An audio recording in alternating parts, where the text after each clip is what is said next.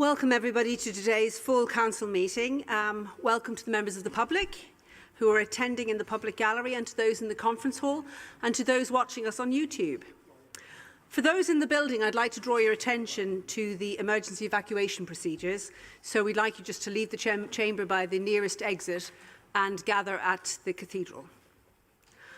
As with any council meeting, please treat each other with due courtesy, tolerance and respect. Apologies for absence. I've received apologies from Councillors Fitzjohn, Michelet, Pulteney, Cheney, Windows, Pearce, Bales and Bradshaw. Are there any other apologies? Thank you. Agenda item 3, declarations of interest. Please, can I ask if there are any councillors who have interest to declare today regarding any items on the agenda? No, thank you. Okay, on to item 4, minutes of the previous meetings. I move that the minutes of the previous meetings of the Extraordinary Full Council and the Annual Full Council held on the 24th of May 2022 be agreed as a correct record. Do I have a seconder? Seconded. Thank you. I take it that these minutes are agreed. Sorry, yes, I forgot about that. Can I take it, let me do this properly. Can I take it that these minutes are agreed? Aye. Thank you. Okay, agenda item number 5 is Lord Mayor's business, and today the Lord Mayor has nothing particular to remark upon. So we will move swiftly on to the public forum. 30 minutes is allowed for this item, and that is split into two 15-minute sections. We have petitions and statements, and then 15 minutes for questions. The details of the petitions, the statements and the questions received have all been published on our website. So I'll go through the list, calling on those who have indicated that they planned to attend the meeting. And then speakers, I would ask you to pay attention to the traffic lights that we have here on the dais, which will go amber when it's time for you to wrap up your speeches. So there is one public forum petition received for this meeting, which I'm hoping is displayed on the screen now. Could I invite, please, Naomi Raybould to speak to the petition? And Naomi, is she? You have 1 minute to speak. Thank you. Residents have been campaigning to address the traffic on Somerville Road for over 10 years, yet the council has continued to ignore us. Residents are fobbed off with responses such as, it's too expensive, or there's too much consultation involved, or it's a long process. The public and private property are at risk. The road borders the park and is a route for children walking to school. It is not safe. With the help of a traffic counter, we now have data which you can't continue to ignore. In the last 2 weeks of June alone, we had nearly 60,000 cars and over 11,000 heavy vehicles drive down our road. Just yesterday, there was almost 4,000 cars and 736 heavy vehicles. We are undoubtedly one of the busiest residential streets in Bristol. Through April and May, the road was closed for almost 8 weeks. We saw a reduction in traffic across the whole neighbourhood. This shows that it is possible for vehicles to use the correct allocated main roads without causing issue. We have widespread local support for the closure of Somerville Road. We don't mind how this happens, whether it's through the Liverpool Naomi, can I just draw your attention to a minute is not an awful lot of time. So if you could just make the statement that you really want everybody to hear. Everybody's read your statement. I've got so one just line say left. the thing. I think I am saying it, but okay. Whether it's through the Liverpool Neighbourhood Scheme or other methods, we hope that you will finally listen and start to take action. Thank you.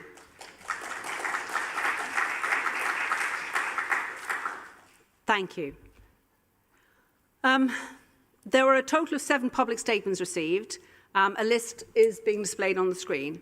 7 members of the public have indicated that they plan to attend to speak to these statements. Their names are also on the screen. So I'll run through those lists now, and I will invite each person to speak again for 1 minute. Please summarise your statement and bear in mind that they were published by the Council and the Mayor and the public, everybody has read them in advance. So first, do we have Karen Self?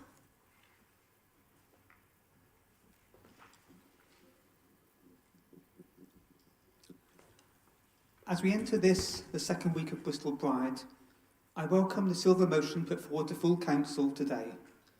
My Bristol is an inclusive city, a compassionate city, and a city that accepts difference. I'm a trans woman, and I'm pleased to call Bristol my home. It's 50 years since the first Pride. The true voice of Bristol will be on the streets and on the downs this Saturday. Thousands of people will attend Bristol Pride, and from the front of the parade, I will be leading the fight for trans rights and acceptance. Trans people are in the front line of the culture war being waged by the Tories and their accomplices in right-wing media. We struggle to get our voice heard against this cacophony of transphobic rhetoric, much of it aimed to scaremonger. We make our contribution to society and city just like any others, especially to its valuable cultural and LGBT+ economy. So I'm pleased to have worked on the silver motion with a number of people from the Labour, Green and Lib Dem parties. It's a perfect example of our elected councillors working together to bring to the city a proposal for positive change. Thank you, Karen.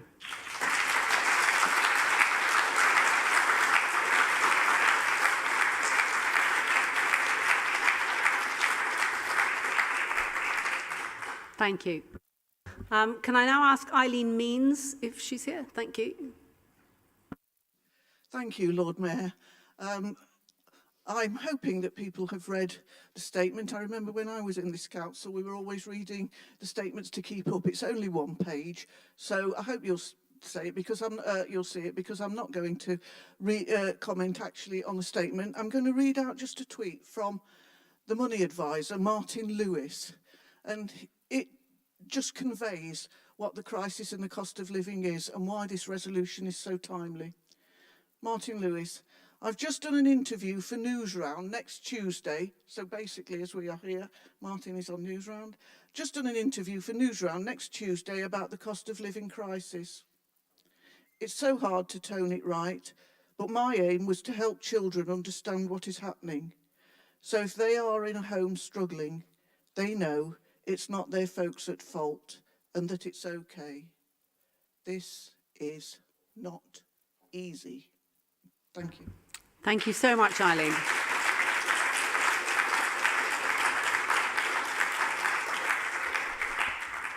Thank you. Can I now ask Alderman Anthony Negus to speak to his statement, please? Thank you, my Lord Mayor. You've read my statement. It's basically, I think most people in this city will consider it sheer, simple, common sense. We've recently ditched the mayoral system. I'm hoping that people will understand that we can do better than revert to something similar to what we had before. We can do a lot better than that. And that depends on us getting together and understanding what we agree on rather than what we don't agree on. And to build on those strengths, and as a councillor for 12 years, I know that there are lots of people who have those genuine, underlying, broad feelings of consensus. We should build on that and develop a framework that we can consider as a vision for Bristol going forward that we can all buy into. That doesn't stop people having dissent or having their own opinions or making meaningful contributions to an ongoing discussion. But it does mean we're all playing on the same field, and I think that will be immensely important, both within this chamber and outside it. The second whammy is that we get the chance to involve far more people outside who will feel a part of this process. They'll feel a part of this Bristol, and they'll get together with this chamber and genuinely contribute their energy to something which is going to be essential, and particularly in terms of the climate change necessities, essential to taking us forward for a better inclusive Bristol. Thank you very much. Thank you very much, Alderman Negus. Do we have Laura Welty? Laura. Do you have a microphone? It's coming. Will you just wait for the microphone to come? Thank you. Thank you, Lord Mayor, for this opportunity. I'm going to assume you have all read the statement and really just speak to it. We all know we're in a cost of living crisis. We have had the austerity crisis from 2010, which has then morphed into the pandemic. and now we're coming out of it, we have another cost of living crisis, which, to be honest, is looking increasingly like austerity Mark II. And my call to yourselves as the custodians of this city is that you bear in mind all of your actions in terms of the impact upon all disadvantaged communities, but especially bear in mind that disabled people got hit hardest by austerity first time round. They ended up being the main people that got hit by the COVID pandemic. And even so, they were actually put in the front line of it by being sent to care homes with no testing, so that it ran right through our care system. Thank you, What Laura. I would really like you to do is to make sure that in the next difficult financial decisions you have to make, that you please bear in mind life is already more than twice as expensive for disabled people. So go gently on us. Thank you.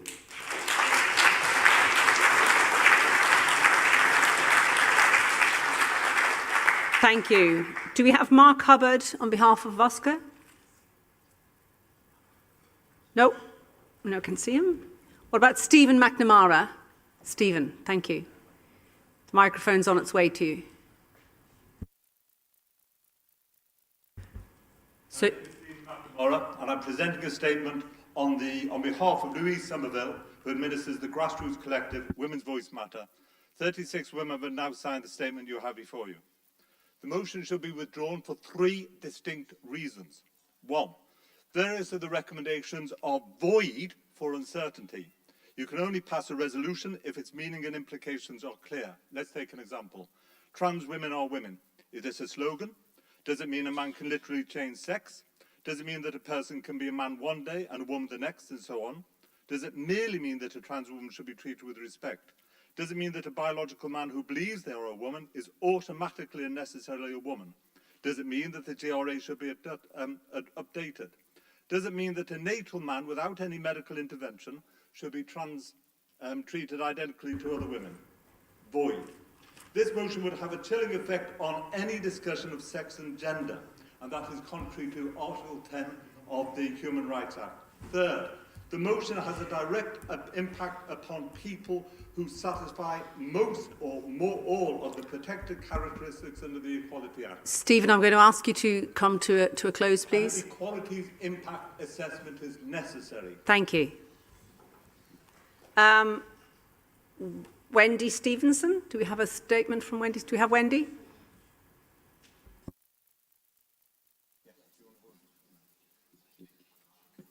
Right. Okay.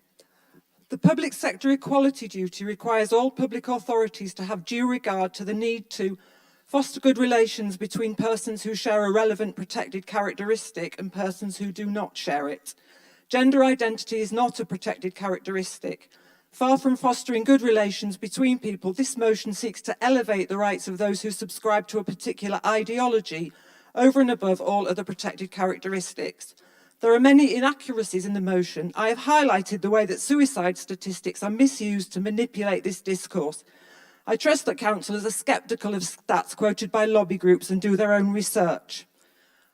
I would like to ask the Head of Legal Services 2 questions. How is this motion lawful, given that there has been no equality impact assessment carried out and given the Council's obligations under the Equality Act?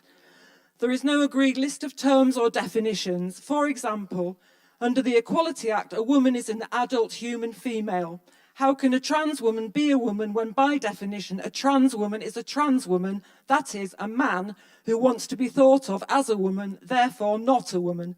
How can it be lawful for councillors to vote on recommendations when they are so unclear? Thank you, Wendy. This is not the way to help trans people. I therefore ask again for this seriously flawed motion to be withdrawn. Thank you, Wendy. That brings us to the end of our statements and to the time allowed for statements. So we're going to move on to questions. The questions which we received have been published on the website and are going to be shared on the screen now. So there were 14 questions received and 9 members of the public. 2 of those have indicated that they wish to attend. So we'll try to cover these questions in the 15 minutes. So when I call on you, can you please read your question out, and we will try to get the question up on the screen at the same time. So you read your question out for the public, and following that, the mayor, following the response from the mayor, you will be invited then if you want a supplementary question. So just to make sure, I don't quite feel that I've got everybody's attention. So as soon as your question's on the screen, ask the question, and then the mayor will respond, and then you'll be given an opportunity to ask a supplementary question. So the question that we have, first of all, is from Karen Self. Thank you. Karen, is the question up? Yeah. Thank you, Lord Mayor. So my question is to Marvin Rees. With reports that a decision will soon be made with regards to the proposed nil cap on SEVs, will the consultation results be made available beforehand for the decision makers and the citizens of Bristol to see? So, just to clarify, I'm not part of the decision making process here. The decision makers on this cross-party licensing committee will be provided with a report containing all the information submitted as part of the policy review, and this will include the most recent consultation results. Some of the information provided will no doubt be shared with the public, and indeed results of previous consultations that have been made available on the council's website. However, some information may actually be of a nature that it's inappropriate to be shared with the public because it's confidential or contains personal information. But Lord Mayor, it's obviously within your gift. Marley's actually chair of the committee. He might have something to say on it. Absolutely.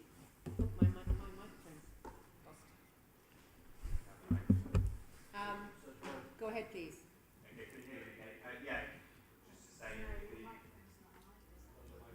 None of them. Oh, There we go. Hello. Oh, we're back on. We're cooking. Go ahead, Marley. There we go.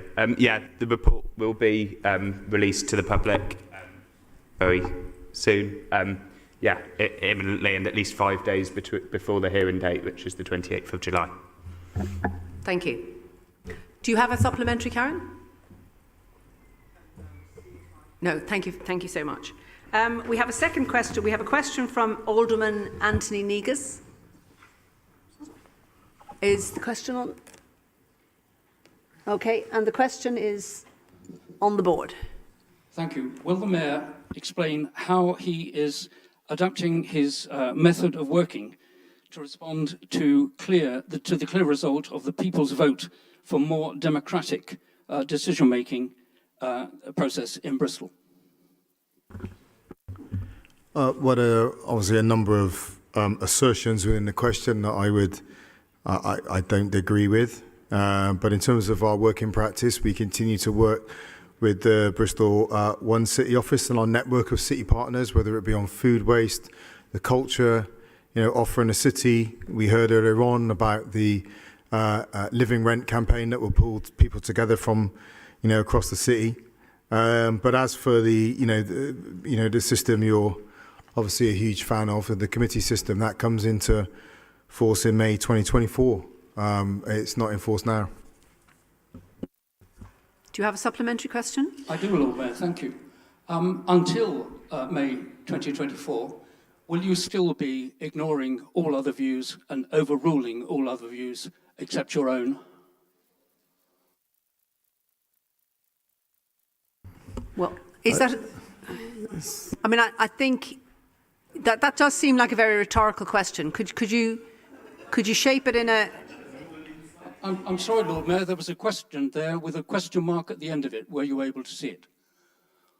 Well, when I was re-elected last year, I was re-elected on a platform, a series of commitments to Bristol that I would prioritise and work on, and that's what I've been doing. And it is the result of that democratic process that is in place until May 2024. But in an organisation of over 5,000 employees, making decisions on multiple fronts, in a city that is shaped by decisions made across a whole range of organisations, not least in the city office, to make any kind of assertion that I make all the decisions and I overrule all other decisions and I ignore all other views shows a remarkable inability to grasp what it means to run a city. Thank you, Mayor. With apologies, we have questions from Suzanne Audrey, and unfortunately they haven't been published, but the questions...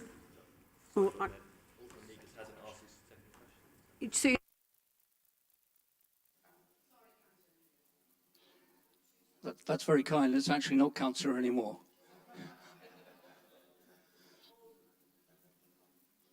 I'll read out the second question, if I may, although, true to form, I think I've lost it and I can't see it very well anyway. Can we just go with the screen? You happy with that? I'm struggling to read this. Yes. The Mayor Rees is going to read it out for you. Thank you very much. Grateful. Right. Has the Mayor learned from a prominent parallel national saga that loss of popular support shared by a substantial proportion of her party colleagues is properly addressed here in Bristol by a signposted statesman-like transition to a genuine engagement with citizens and their elected representatives? I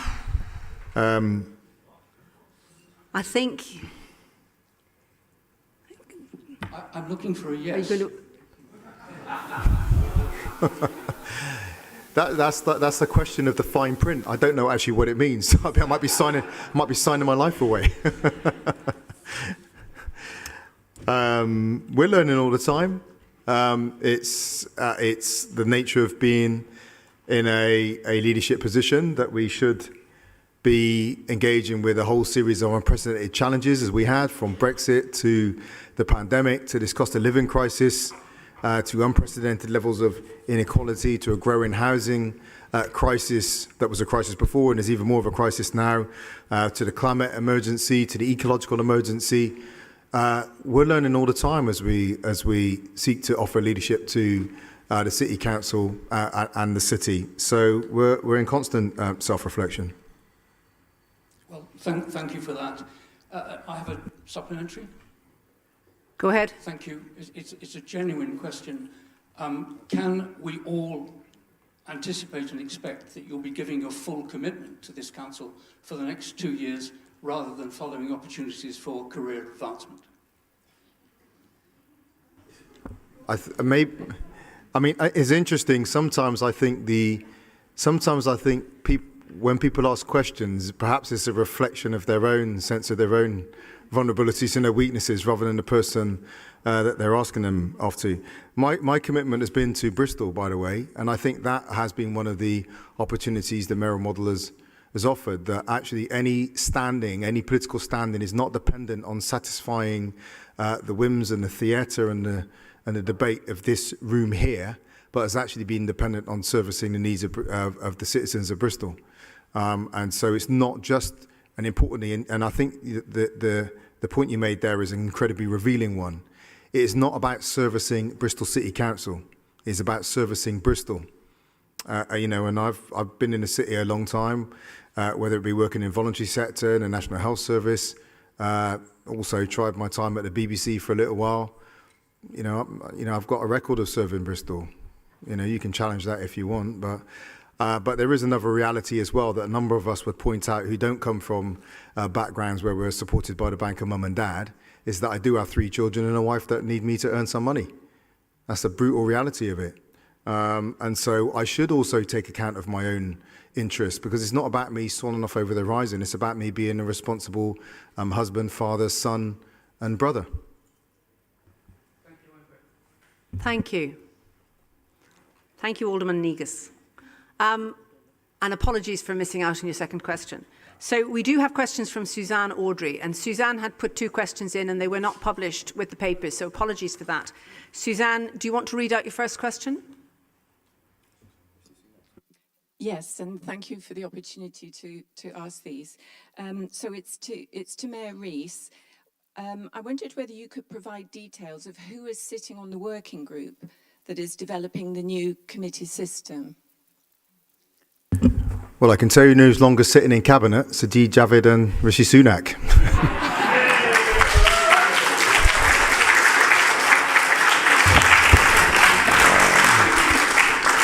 I'm waiting for the call up now, my Lord Mayor.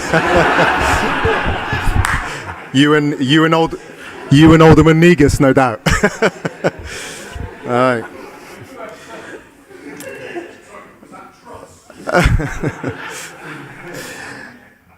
You'd have to ask the committee that's been set up to organise the committee system, who's on the committee. I'm not organising it. Yeah, no, thank you for that. And I realise this is a slightly awkward position that the city has voted to get rid of the mayor. So you'd be damned if you got involved. And then people are going to ask you questions about not being involved. But how then can I find out, because I haven't seen it published anywhere, how do I find, is there an officer that I go to find out who is sitting on this group? You'd have to contact the committee. Yes, Helen, would you like to answer?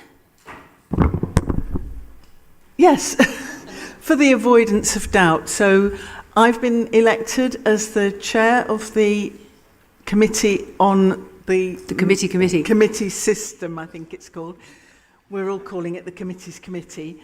So it's proportionally balanced across the council. We had a first initial meeting last week, and the issue about how we engage with citizens in the work that we're doing was very high on the agenda. It's very bright over this side. I'm looking for Jenny and...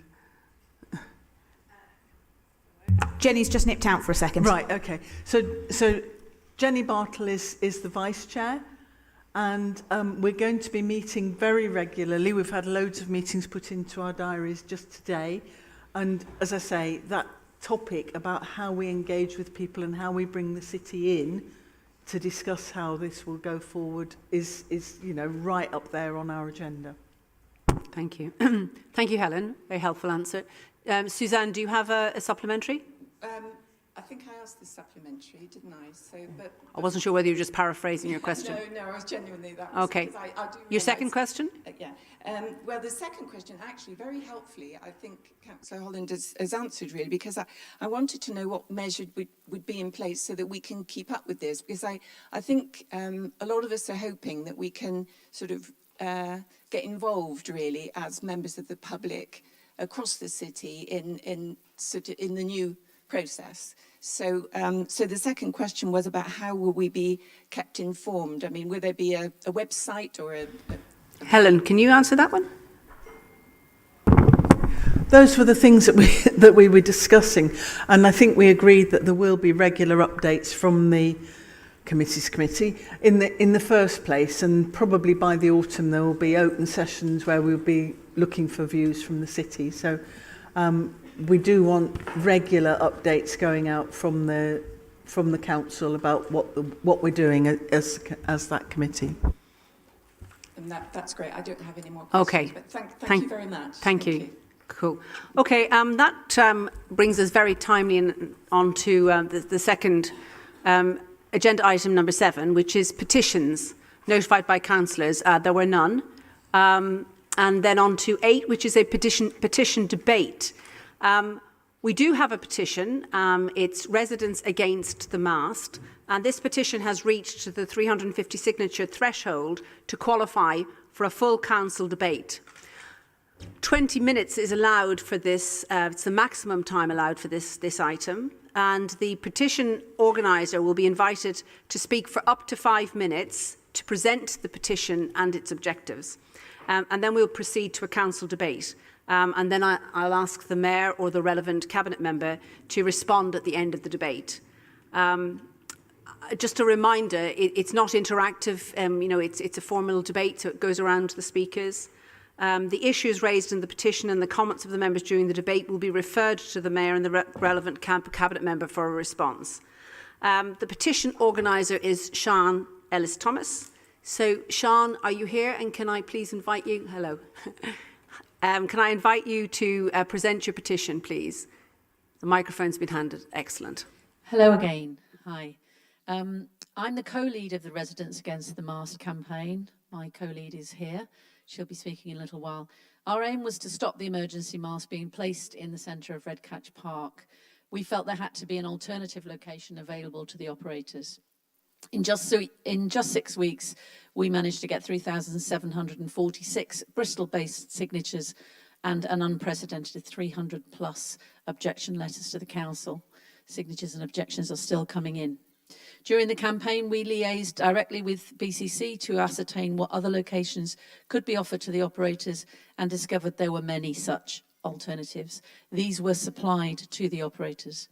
We liaised directly with Walden, the operators' agents, to try and actively engage them in a dialogue to work with them to find an alternative solution outside the park, but we found them to be obstructive, dishonest and hostile. We investigated and researched the information and timeline of the mast removal from the previous site at Tesco, the Friendship Inn, that this temporary mast was supposed to be replacing, and when exactly the alleged emergency began. Just going to hand over to Leslie because she did all of that research.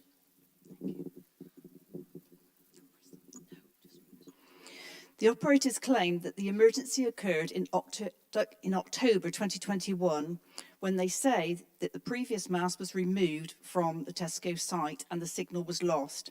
We have clear and irrefutable photographic evidence that the mast was removed from the Tesco site by May 2020, and possibly earlier.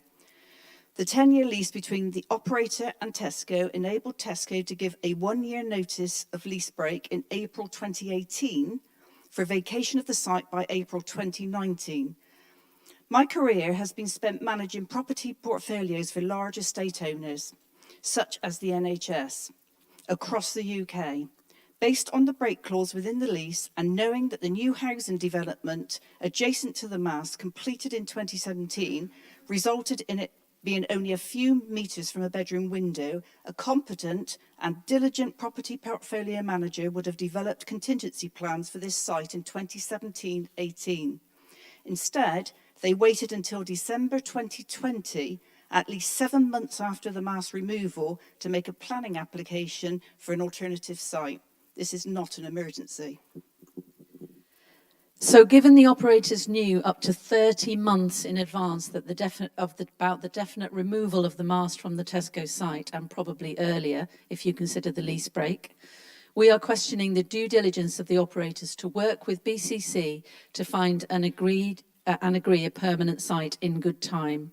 We believe it demonstrates a definite lack of planning and diligence, and thereby an abuse of their statutory powers to claim an emergency and opt for a location inside the park. We have asked for clarity around the rules and scrutiny of the invocation of the emergency measure when invoked. None has been forthcoming. It appears that if an operator invokes the emergency code, then it just proceeds without question, leaving the community and indeed the council with very little or no recourse when operators resort to placing it on open public space that negatively impacts our community. Since our campaign began, we have found BCC to be very helpful and supportive in our aims, culminating in their denial of the emergency code application and proceeding to the Lands Tribunal next week to make their and indeed our case. We thank the Mayor and his team for supporting us this far. Unfortunately, the same cooperation has not been true of Walden, who we found to be arrogant and dismissive and not interested in working collaboratively towards a solution that suits all parties. During our efforts, we engaged the community to agree in principle a suitable and viable alternative temporary site just outside the park on unused scrubland, which had been previously requested by the operators themselves as a permanent site and declined. We ran an informal poll about this alternative site and we gained 80% support from the community that this was a better and more acceptable alternative than inside the park. This alternative site, therefore, had the support of the council and the community. Walden themselves agreed this location would be suitable in principle, but they would not look at it separately, only in parallel, and refused to remove the ongoing option inside the park. With regard to the temporary nature of the mast, there have always been concerns from the community about whether a temporary mast would actually be removed at the end of its 18-month deadline. And we have been assured that this would be the case. But recently, we have learned that another temporary mast at Ashton Gate, placed by Walden, was due to be removed on the 30th of May. I'm going to ask you to wrap up there, please. Okay, and that has not been removed. Thank you. So this isn't just our problem, Okay. it's everybody's problem. Thank you very much.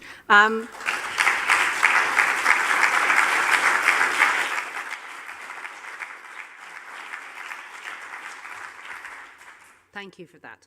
I'm now going to ask Councillor Ellie King to open up the debate amongst the councillors. Thank you, Ellie. Thank you, Lord Mayor. As an administration, we do not support the proposed position of this mast.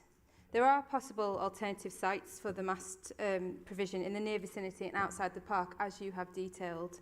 And we've communicated this as well, and would hope that the operator would take this on board and consider properly the viability of these other locations. It's really disappointing to hear that they haven't so far. We are disputing the use of emergency powers under the Town and Country Planning Order by the operator, who have applied to the Lands Tribunal to get the mast put up. But to be clear, this legislative framework means that though we are the landowner, we are not the decision maker in terms of whether to grant a licence for a temporary mast. The only powers we would have, should a licence be given, would be assessing whether any structures put in place were consistent with permitted development rules as part of our enforcement of development. This would be a decision undertaken by the Council in its role as the local planning authority, a regulatory function of the Council over which the administration, in its capacity as landowner, is not able to influence. Thank you for your petition and for representing your community and for your diligent work on this issue. I'd be really happy to meet to discuss this in detail and help support this further. Thank you. Thank you, Councillor King. Can I now call on Councillor Ed Plowden, please, to speak on behalf of the Greens? So first of all, I'd like to say thank you to the local people who took the time and trouble to organise a petition and to the people who volunteered in support of it. I know many people who've signed it, including many of my neighbours who use Redcatch Park on a very regular basis. So secondly, I'd like to say well done for such a magnificent response to the petition. There's not many petitions that actually find their way into this chamber for a debate, and also for such a compelling contribution here tonight in the chamber. I'd also like to thank the Friends of Redcatch Park, supported over many years in particular by Chris Davis, who've turned around the park from a neglected and at times threatening space when I first started visiting it regularly 30 years ago, to the thriving, award-winning and high-quality space it is now. It's a magnificent achievement. I think the very significant number of signatures shows the very strong local feeling about this proposal, and I'm not sure there's much I can actually add to the already compelling statements we've heard. But let's just be clear that this is not some sort of anti-5G petition. This is sheer incredulity at the proposal to dump an 80-foot high, unsightly mast on a 1,200 square foot concrete base in a much used and much loved local park right in the middle of a residential area, especially when there are other options available. And agreed. So at risk of politicising this debate, I find it incredible that the legislation appears to give such powers to ignore local feeling and sidestep local democracy. I think we can all agree that the mobile network is infrastructure of national importance, but the choice to give these sweeping powers to private corporations to ignore local democracy seems to be a mistake and the wrong option. This infrastructure should be seen as a national asset, like our roads and highways, something that connects people, and which should be a public service, publicly owned, to be developed through democratic processes. I've been heartened to see that the Council has now been agreed to devote resources to opposing as a land tribunal and to ensure that the community voices are heard. And I hope this debate will help make that case. I'm equally disappointed at the decision of Waldens to pursue this course of action despite previous assurances that they would explore other options. So in summary, I hope that sense will prevail and that this debate will be respected by the behind closed doors tribunal. And well done. Thank you.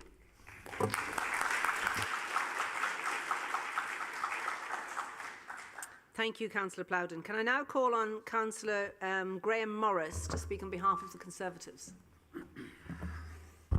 Thank you, my Lord Mayor. I will cut out part of my speech because to avoid repetition, but I'd like to start off by congratulating the petitioners. This is clearly a very emotive subject, and the strength of feeling can be clearly demonstrated by the significant number of signatures received in a short period of time. But let's be clear, this is not just a Knoll problem, it's not just a Redcatch Park problem. It could be a citywide problem, but it's definitely a national issue which needs to be addressed, and I hope the campaigners have contacted their local MP. However, today, locally, we need a robust defence of Redcatch Park. Failure to do so could create a precedent which could be exploited elsewhere in the city. St George's Park, Clifton Downs, Blaise Castle, Ashton Court. Where would it be next? The Conservative group welcome the support of the council and pleased to see that they are on the side of the local residents. And we are happy to support the campaign to save this valuable green space for the community, to reduce the diesel emissions, and to ensure the park is a place for relaxation and enjoyment, not just for tomorrow, but for years and decades to come. Thank you. Thank you, Councillor Morris. Can I now call on Councillor Joss Clark to speak on behalf of the Liberal Democrats? Thank you, my Lord Mayor. I'd firstly like to thank the people who have run such a good campaign and their job in raising the profile of this issue to local residents and also across the city. If this has happened to any other part of the city and parks, I would hope that local residents would rise up in the same way that you have done to fight for their park. Your success is undoubtedly down to your commitment and your website, which does you credit in keeping people informed and well motivated throughout your campaign. Thank you. When I first heard of this proposal, I could not believe that this situation could be possible. Although the council owns the park, there is a limit to what it can do to resist temporary masts because mobile phone companies have emergency powers to bypass the need for planning consent, and the authority could be taken to court if it refuses permission, which just seems plain crazy to me, and I'm sure to everybody else here. I think that we have all learnt something from your experience, and the irony is that we have just come through the pandemic when we have all learnt to respect our parks and open spaces in new ways, and then this happens. But I feel encouraged that Bristol City Council are fighting the case in the Lands Tribunal hearing in just 10 days' time. But it is a shame that you will not be able to attend and make your representations. Let's hope that this matter can be brought to a close straight away. The council are going to fight as hard as they can, and the fact that you have identified an alternative site in the area shows that you acknowledge the fact that we all have mobiles and that masts are a reality of our lives. My group wish you well and commend you on a very effective campaign and wish you luck in the future. Thank you very much.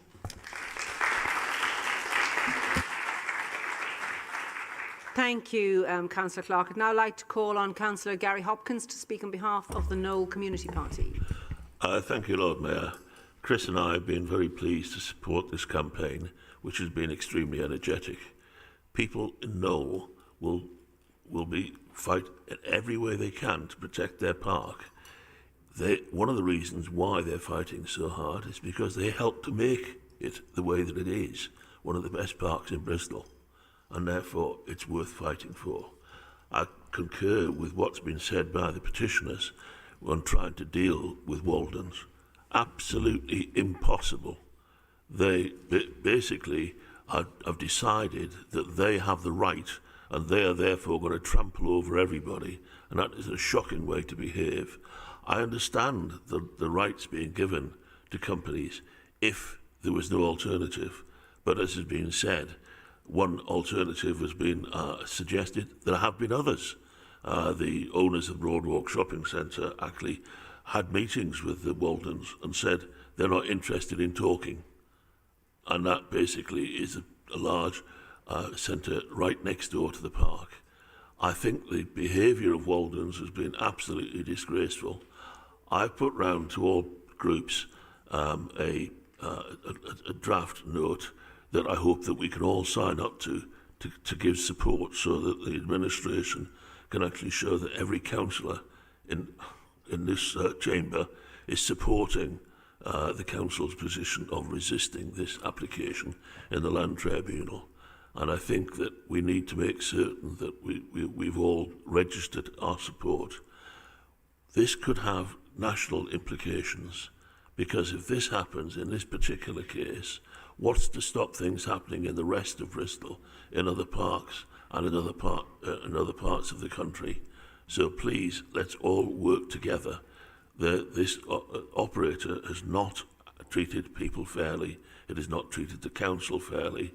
And basically, we need to do everything within our power to support the council to stop this abomination happening. Thank you. Thank you, Councillor Hopkins. Thank you. I would now like to ask Mayor Rees if he'd like to respond to the debate. Thanks very much. And just want to thank you, say thanks to all the residents for bringing this again to full council. We really do appreciate the strength of feeling there is in around this. So while I still need to reserve some of my remarks on this because of the ongoing legal case that we are mounting as a council, I do want to reiterate that I completely appreciate and share local residents' frustrations about this. I, of course, recognise that there is a need for infrastructure to serve digital communications, but clearly, as you've highlighted, there are much more suitable locations for it than in the middle of Redcatch Park. I'd like to add that while the council is the landowner, the administration is not the decision maker in terms of whether to grant licences for temporary masts or not, as has been pointed out today. As was mentioned by Councillor King, the mast operator has applied to the Lands Tribunal to put the mast up, and by invoking the emergency powers under the Towns and Country Planning Order. And this legislation is unbalanced in terms of the powers it gives to the telecoms company compared to us as a landowner. So we're contesting this case. Redcatch Park is not a suitable place for a 24-metre tall telecoms mast, considering there are many more suitable sites in the vicinity of the park, such as on Broadwalk, where a permanent site is currently being considered by the planning inspectorate. If the operator succeeds in getting a licence for the mast in the park through the Lands Tribunal, the only powers we have as a council is assessing whether the mast is consistent with development criteria outlined in the local plan. As it's a regulatory function, this will be led by the council in its capacity as the planning authority rather than any executive function. But we would still like to support the local residents in their campaign where we are able to do so. And unfortunately, while there's no opportunity for the public to make direct representations to the Lands Tribunal, who decide whether to grant licences for temporary masts, we have invited residents to submit testimony which may be relevant to the appeal to council officers. And I'd like to take the opportunity to thank all the residents who signed a petition and submitted testimony to inform our case to the Lands Tribunal. Thank you. Thank you.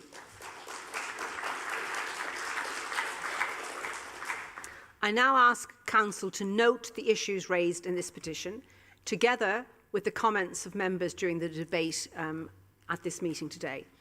This matter will be referred to the Mayor and to relevant Cabinet members for consideration, and you will have a written response to the petition organiser at a future date. Thank you very much for bringing that petition to us today. We are now moving on to agenda item 9, which is the Mayoral Commission update, the report from the Youth Mayors and the Youth Council on their manifesto for the year ahead. This is always a particularly nice part of our council meetings. The Youth Council have 10 minutes. I'm sure you've all, every time I've seen this in the past, you've always had yourselves very well organised. So I think all I have to do is to say that you have 10 minutes to present your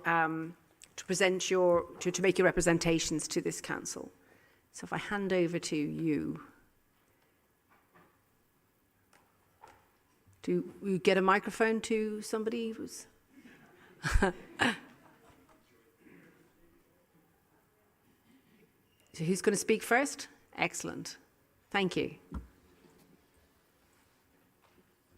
Hello, my name is Lucy and this is Nav to my left. This coming year I've been elected to be chair of the Bristol City Youth Council and now as deputy. So far we've seen amazing passion to represent the young people of Bristol in our 3 main campaigns, carefully selected during our residential to promote the issues that we feel face those we represent. In February, 11,290 young people across schools, colleges and youth centres in Bristol voted for 24 representatives, 5 equality co-optees and 6 local area co-optees, which gives us 35 young people on the Bristol City Youth Council. These different roles give us a greater range of members to be their voice, specifically members from North, South and East Central Bristol, and then those co-optees with a special focus on their relevant groups. Tonight you'll hear from one member of each campaign group to discuss their main issues and their respective objectives for the coming term, as well as hearing from our youth mayors. We're grateful to you for being here today and hope that this manifesto is not only informative for you in what issues the young people of Bristol feel they face, but is also something that can be taken into account in the future. Inclusive Bristol is the equality campaign for the Bristol City Youth Council. We aim to make young people in Bristol feel included and accepted within their communities. We want to do this by highlighting unrepresented communities and making services accessible for everyone. Can I just ask you to hold the microphone a bit closer to your mouth so that people can hear you? Thank you. Would you like me to start again? Or it's fine. Inclusive Bristol is the equality campaign of the Bristol City Youth Council. Our campaign is to make everyone in Bristol feel included and accepted in Bristol. We want to do this through highlighting communities that are unrepresented and making services accessible for everyone. It has 2 subgroups, accessibility and safety, and ethnic equality. The Accessibility and Safety subgroup aims to educate and raise awareness about how it feels to live with a physical or cognitive disability, to live with a femme-presenting person, and to be and discover that you are LGBTQ+. We plan on doing this through communicating and working with schools with alterations to the curriculum or maybe educational assemblies. We also plan on promoting organisations to help people who are experiencing inequality issues. The ethnic equality subgroup aims to actively educate students and teachers in order to raise awareness on widespread issues. The topics regarding discrimination that we highlight to focus on are microaggressions, racial unconscious bias, racial privilege, and ethnic minority history. The ways in which we'd like to do this are by teacher training sessions, members of our group visiting schools in Bristol to share our campaign's goals. Additionally, we hope to meet the Teacher Appointment Commission. We hope this will encourage students to feel accepted and gain a sense of belonging, as well as recognise themselves in their learning and these issues to be taken seriously within classes. We'd also like to focus on ensuring that opportunities are handed out equally and that everyone is given a chance to pursue talent regardless of their race or ethnic background. This includes job opportunities, careers advice, non-curricular activities and all the extra opportunities that our city has to offer. We hope to be able to put in place some schemes and activities that give a wide range of opportunities to those who feel as they aren't taken into account when opportunities are handed out. One of the main reasons we think that some young people might feel as if they are not given opportunities is lack of awareness on the opportunities. As the Youth Council, we hope to encourage young people to take up extra activities and help young people understand their rights and opportunities that are available to them better. We hope to get young people of ethnic minorities more involved in making their voices heard and assist them in taking up extra opportunities to support their futures. Good evening, everyone. Today I shall be discussing about our campaign, Your Health Matters. This campaign aims to improve the physical and mental well-being of young people in Bristol. We are planning on focusing upon the issues faced in schools, such as period poverty, sanitary products, exam stress, and sport activities for a better overall well-being. Furthermore, we shall concentrate on people experiencing difficulties with disabilities and endeavour to facilitate more accessible sports and extracurricular activities. We are formulating a plan to eliminate stigma and focalise on the problems based on hidden conditions that can affect how people live their lives, such as autism and epilepsy, as well as how this may influence their mental state. We will achieve this by collaborating with local organisations based on this area of expertise, collecting the views of young people, and raising awareness within our local community. We shall contact schools and see their approaches to exam stress and period poverty. Secondly, we shall investigate how we can tackle the difficulties young people in schools experience, whilst also discussing with sport groups, such as Bristol Bears. Interacting with local sports celebrities can teach young people who have a poor mental state on how they can respond to the complications that they face and be more optimistic about it. To reach this goal, we are split into 2 groups whilst also cooperating with one another. The two groups will be interconnected, however, shall be based on the two main causes of mental and physical health issues: schools and accessible sports. The mental and physical members who choose will view the teaching methods as well as conditions of the schools around Bristol. The sports campaign will target the discourse on accessible sports and opportunities by collaborating with sport clubs and youth groups. We will also be looking for contributors who can work with us into achieving our plans and improving Bristol and the lives of the people living here. Good evening, my name is Felix. I'm representing the Safety Groups campaign. Our campaign group aims to collaboratively enhance the safety of Bristol's young people and make everyone feel safe by using a variety of methods, some of which include focus groups and assemblies. We will aim to achieve progress through broader actions like going into schools and youth groups to try and better support conversations where young people can say what they think safety should look like. Also in more specific ways like working with other groups on certain topics which you've already heard about, Your Health Matters and Inclusive Bristol. We want to make Bristol feel as safe as possible for young people and allow everyone to be comfortable no matter their identity, background or how they express themselves. Our aims can be divided into two main areas: youth groups and education. The former will include our goals to hold focus groups and surveys amongst young people who attend youth clubs and centres and who live in harder to reach communities. Or perhaps those who are less likely to come forward, which is a very important part of it, which we will need help from youth workers with. The latter, education, encompasses targets to survey a group of schools both now and at the end of our term to measure our performance as well as changes in viewpoints, holding meetings with local educational leaders and teachers about safeguarding, and in-school assembly-style talks with an accompanying professional to facilitate conversation, all of which can be fed back to main council and, if it's anonymous, shared publicly. Thanks. Well, good evening, everyone. I'm Jeremiah, and this is Annika, and we're Bristol's Youth Mayors. Our main area of focus for this term of office is youth violence, which directly affects the lives of young people, both physically and mentally. Youth violence isn't an isolated problem on its own.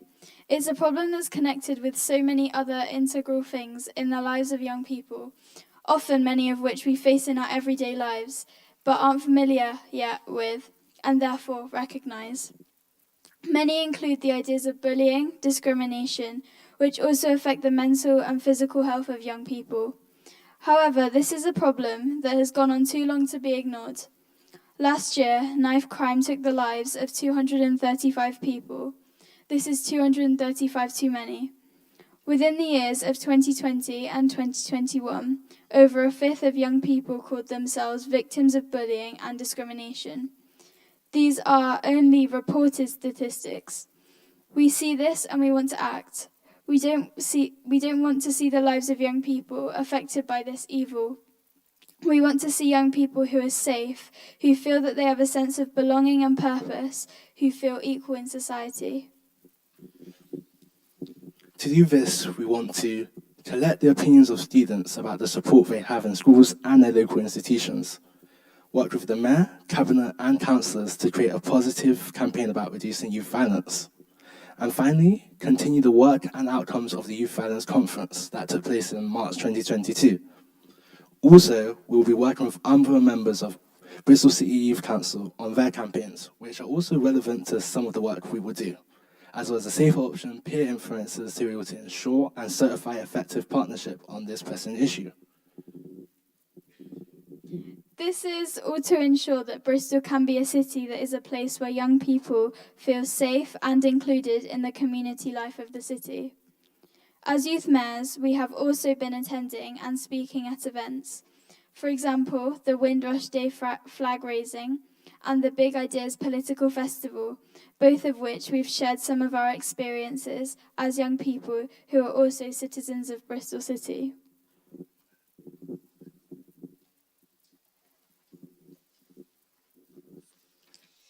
Throughout our term, we will continue to represent young people of Bristol by ensuring we listen to any emergent issues that may arise for young people. Now that you are familiar with the priorities of Bristol City Youth Council, we hope that you can support us in achieving these aims. Thank you for having us here at the full council. We really appreciate everyone listening to us and the full voice. of young people in Bristol. I am proud to be a member of Bristol City Youth Council, and I aspire to see the day when our vision becomes reality. Thank you.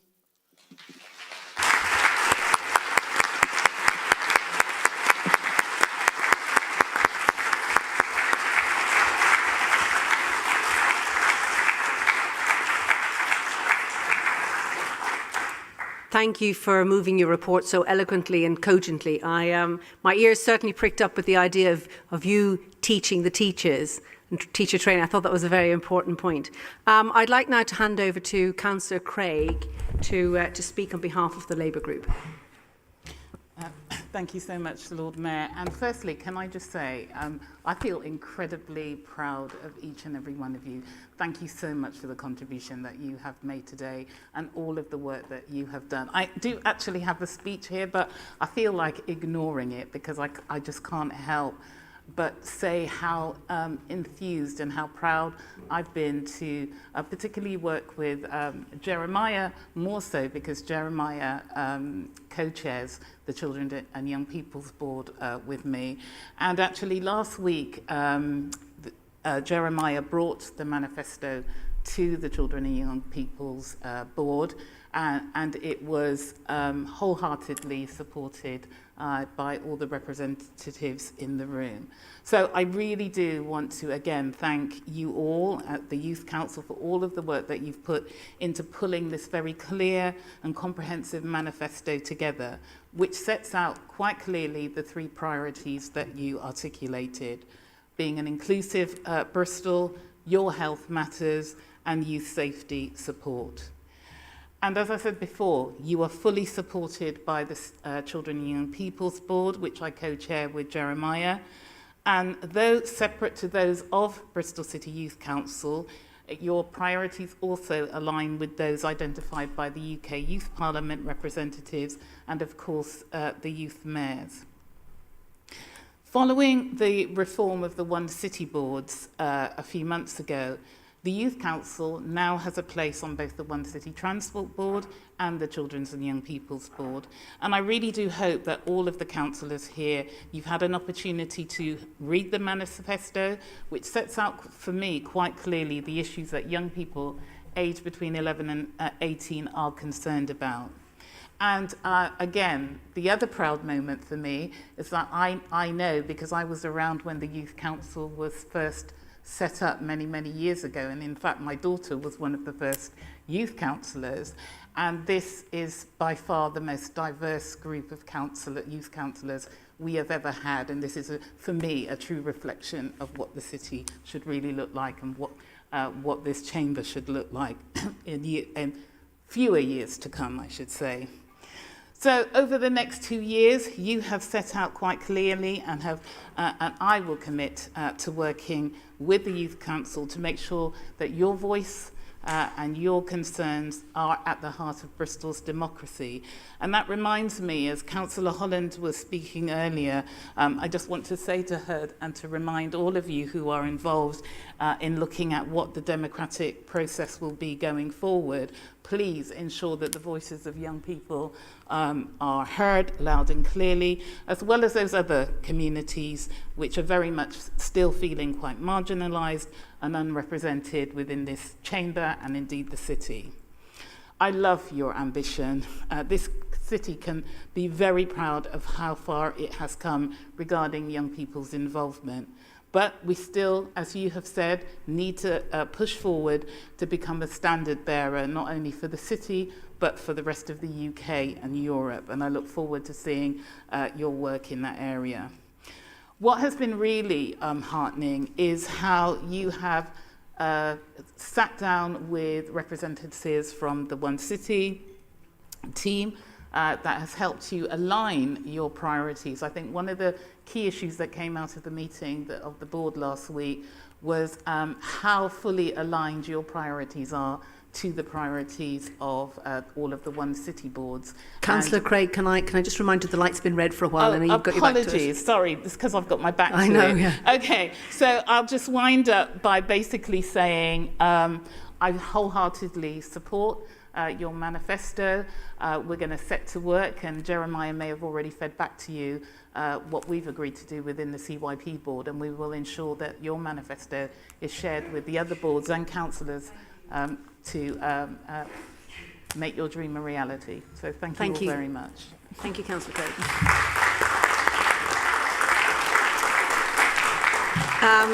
I would now like to ask Councillor Lily Fitzgibbon on behalf of the Greens, please, to speak.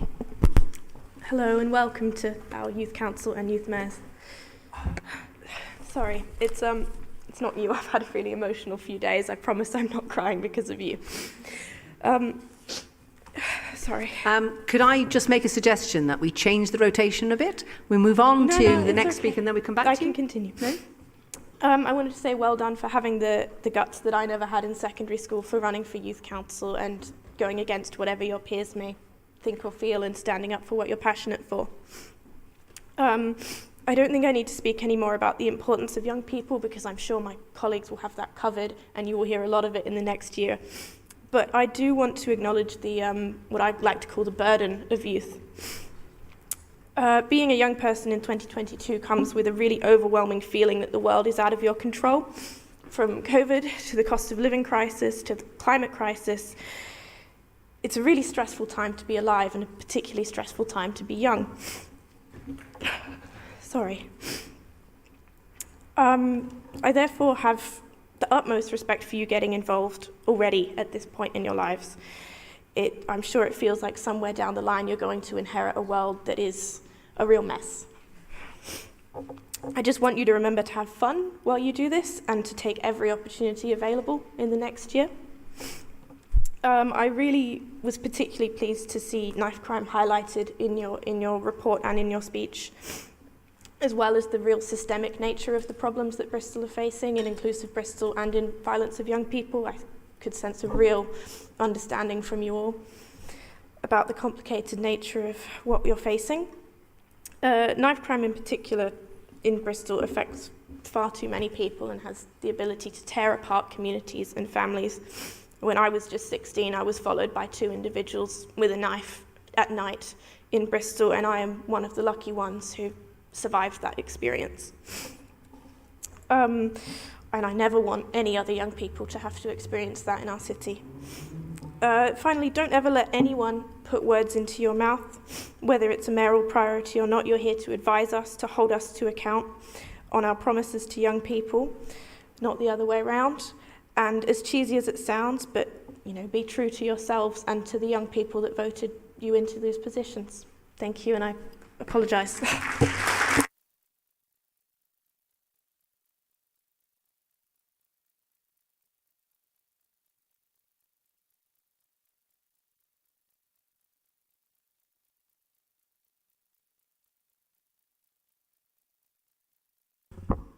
I'm now going to ask Councillor John Geeter to speak on behalf of the Conservative group.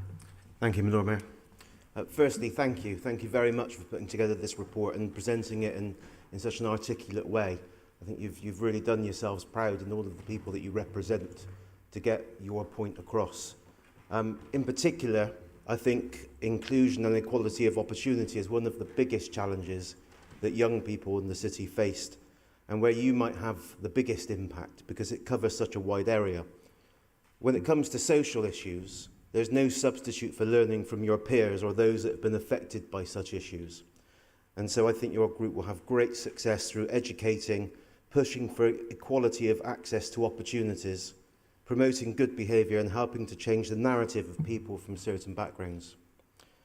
Finally, I'd just like to add, whilst I know that you can only focus on a few things to really have a chance of getting them done, I'd really welcome the opportunities to work with one or all of you on helping to educate young people financially, because I think the lack of financial education in this country is one of the things that holds so many adults back, and if we can just get there sooner, just even with basic financial literacy, then I think everybody stands a better chance. Thank you.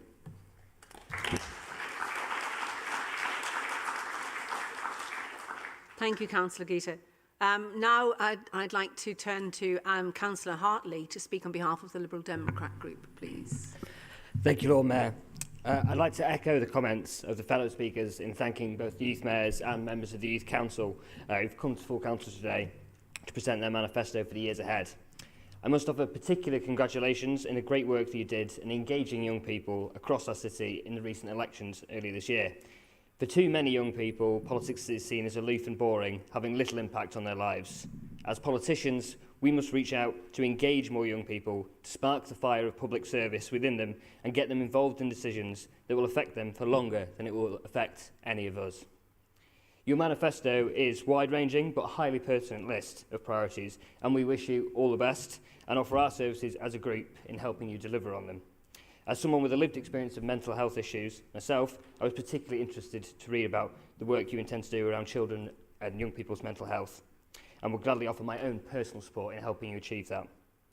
The work you've highlighted around inclusivity, accessibility and the reduction of youth violence is so much needed in Bristol, as we heard from the shocking statistics. I'm very glad to hear that you're also working alongside some of our excellent youth forums and the youth groups, as well as wider Bristol institutions, to achieve your goals. So many young people have been put off politics by a generation that went before us that is seen to only look after themselves and has left young people to pick up the pieces. So it's great to see all the active work that you're taking across the city to deal with some of our biggest challenges. As a young-ish person, it's amazing to see such passion and ambition from this future generation of activists, politicians, and hopefully one day councillors. I, the Lib Dems, wish you the best of luck achieving all the elements of your manifesto over the next 2 years. Thank you.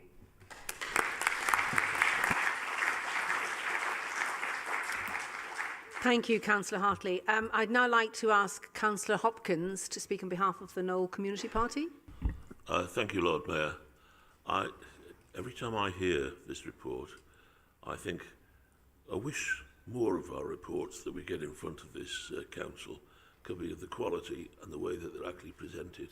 It's clear, it makes sensible points, and I think the one thing that would benefit in the long term is that we get the direct feedback from the members to actually say, this is what we tried to do 2 years ago, this worked, we got cooperation here, but unfortunately we didn't actually quite get the support that we needed in this area.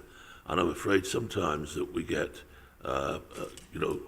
we heard them, we helped them, we did it. It actually needs to come from the Youth Council themselves in terms of their actual experience in working with the council. We clearly will need to make certain that the Youth Council is fully involved as we move forward and change to a different way of working in the city. And one thing I hope is that if we manage to decentralise a lot of the decision making in the city, as well as the strategic here, that we will have local representatives who can work in their communities so that every area has the voice of youth feeding into the decisions that it actually makes. Thank you very much for your report. It's very clear, it's very positive, and I wish we had more of them. Thank you.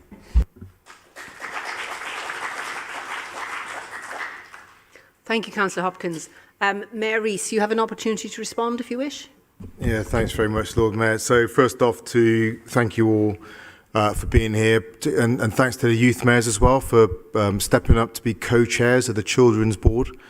And I just encourage you all, actually, with the youth mayors, to take every opportunity that there is with the One City approach. We have the 6 thematic boards that are there across health and well-being, homes, transport, economy, environment.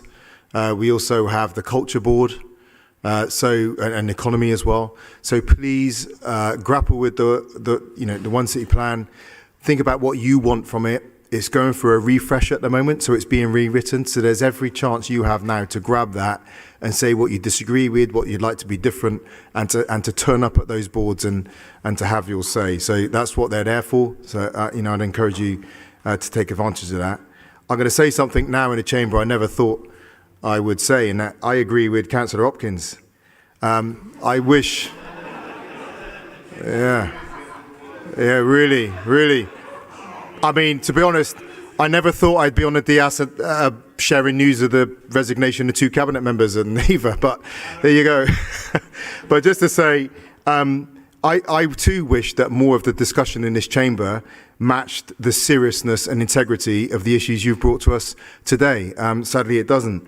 You've brought to us knife crime, which we've worked on together, and we spent the time up in Bristol South talking to young people about safety on our streets, economic, city inclusion, both cultural, physical, economic. Again, this is what we've grappled with, particularly as we look at the building in Bristol that's going on now, the chance to make a place that is physically, accessible in a way that Bristol hasn't been in the past, but make sure that also those jobs that are generated by the billions of pounds worth of regeneration are touching the lives of local Bristol people and don't just create profits that race off over the hill. Bristol Works as well. If we looked at work experience for young people, you're leading on that front too. Period poverty, mental health, exam stress, and actually I was at Empire Fighting Chance today talking about the benefits of sport as the Commonwealth Games, thing was relay baton was taken around the country. So I just thank you for the seriousness of the issues you bring, and just offer you an open door to my office and any of the One City boards and the One City plan to make sure that your words, your priorities, your fingerprints are all over the plans that the city's making for its future. Thank you.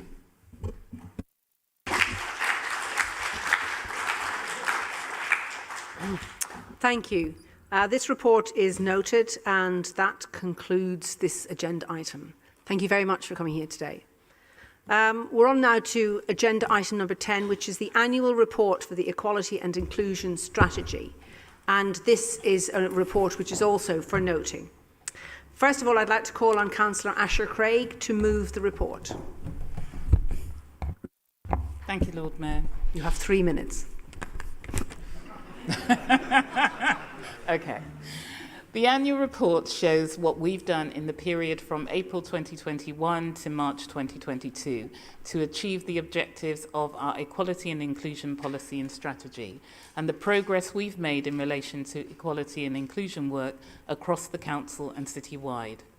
The council has been on a substantial journey of improvement around equality and inclusion practice, investing time, money and effort to better live up to our high aspirations for inclusivity in our workplaces and our city. This report details a wide range of activities, particularly with regard to leadership, workforce and policy initiatives, and it shows how we're performing in terms of specific targets for each of our equality objectives, including improving the diversity and well-being of our workforce. The report shows that overall the Council is progressing well on actions to do with internal and workforce activities, including increasing staff awareness of equality issues and also in actions to promote equality for service users, for example, through improved data collection and better links with community organisations. However, the report also acknowledges that whilst our overall direction of travel is positive, embedding long-term change is a gradual process and some actions were delayed due to ongoing COVID-19 related service interruptions and staffing shortages. These activities and measures sit along our partnership approach to addressing structural inequality in Bristol, and the report details how we've continued to develop our One City approach. For example, in tackling race equality alongside partners from other Bristol organisations, and how this model of collaborative working can be expanded for other areas, such as in the establishment of the new Disability Equality Commission, with representation from intersectional communities and cross-sector organisations, working together to address the priorities of diverse people here in this city. So I commend this report to Council. Thank you. Thank you. Thank you, Councillor Craig. Now I'd like to call on Councillor Lisa Stone to speak on behalf of the Greens. Thank you, Lord Mayor. I'd like to thank Councillor Asher Craig and her team for this annual report on equality and inclusion. I welcome the outcomes from the report, which highlights the needs and wants of the community to strive for a better and more inclusive society. I applaud Bristol City Council and its approach to gender identity and transitioning, aiming to develop a new policy to provide clarity on how best to support trans and gender diverse employees, as well as ensuring other characteristics, including sex-based protection, are also correctly and lawfully accounted for. There has been a lot of good work conducted by the Council, and of course there is still work to be done. However, I was shocked by the fact that 14.7% of pregnant women and women who have just given birth are harassed on a yearly basis. 12% of people experience sex and gender discrimination yearly, and 4.9% of people experience racial discrimination. Also, I still see that there is a pay imbalance within the council, and morale in the council is still quite low. So there is still work to be done. In my opinion, this report is really important because the data it collects will go on to identify the disproportionate amount of people from diverse backgrounds like disabilities and race who are struggling and being left behind, finding themselves poor and impoverished, and this statistic in Bristol is getting wider by the day. That austerity is the main reason for the pattern of poverty, and that it is the fault of structures and systems in place that keep people poor and able to achieve their full potential and to find a way out of a poverty circle that affects the diverse communities of Bristol disproportionately. There needs to be a recognition from the privileged people of Bristol to change their mindset on why people are poor, and for them to stop blaming the poor people for being poor, but understand that it is the social structures in place that prejudices the poor, and it is the diverse communities who are disproportionately challenged by these facts. So what will Greens do when we are in power? Because city leaders can change the structures, we can empower communities, we can make space and money for citizens' assemblies, and that these people empowering deliberative democracies should be the norm. We also need to apply circular economy methods, where possible, invest time and energy in Bristol Pay, use Bristol-based companies, and avoid establishments that hold offshore accounts to avoid paying tax. So these are the things I want to see and bring to the Council. So thank you very much for the report. Thank you very much, Councillor Stone. I'd now like to call on Councillor Mark Weston to speak on behalf of the Conservatives. Thank you very much, my Lord Mayor. And thank you, first of all, to Councillor Craig and her team for bringing forward the report. There is quite evidently in it some very good work going on, and I wish to applaud that. There is some good. The tendency, of course, when all these come up is to point out where I think there's a few issues. And one that was actually quite surprising, and I'd like to get to the bottom of it. It's one of those I genuinely like some more information. If you look at the bottom of page, or top of page 79, it talks about BME and grievances. Now, BME make up about 11% of our workforce, and yet they're over a third of grievances. Now, that is actually extraordinary. Now, we shouldn't over-egg that pudding to a point. We are still talking about the number of grievances as a tiny proportion of our workforce. However, to have such a disproportionate level saying that there's a problem does highlight something. And I think that needs drilling into. I mean, to put it at the basic point, is it a case of we are bringing people in where possibly English isn't the first language and we're not explaining things to them properly, and so therefore mistakes are made and then disciplinaries are coming on? I don't know. But there is an issue there that I think we have to tackle, because that shouldn't be so out of kilter with our statistics. But the one big glaring thing for me in this report, amongst the good, is that actually we don't talk about the elderly very much. And we're doing a lot of good work when it comes to LGBT, we're doing a lot of good work when it comes to race, gender, but actually the elderly aren't in here very much at all. And as we increasingly move online, even things like we talked about earlier on about the recycling centre booking form, it's online at the moment, we're actually causing problems to our older community that aren't IT literate or aren't IT savvy. And actually that's not in here. And I do think a body of work, collectively we all as councillors, not just cabinet, we all as councillors need to work to make sure that that missed opportunity is included going forward, because they do matter. But actually, as you go through this report, there's very little there. Now, we can tweak some of the things. So when we talk, for example, about empowering communities and looking for opportunities, which I think is goal 5, then actually there is a way in there for us to say, well, how do we, when we're empowering communities, how do we empower those communities to reach out and make sure that people aren't dealing with loneliness, make sure they are accessing facilities and our opportunities properly. But that opportunity, that glaring omission for me jumps out from this report.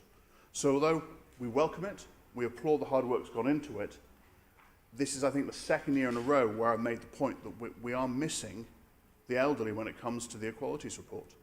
And that actually is a gap that we all collectively need to close. Thank you very much, my Lord Mayor.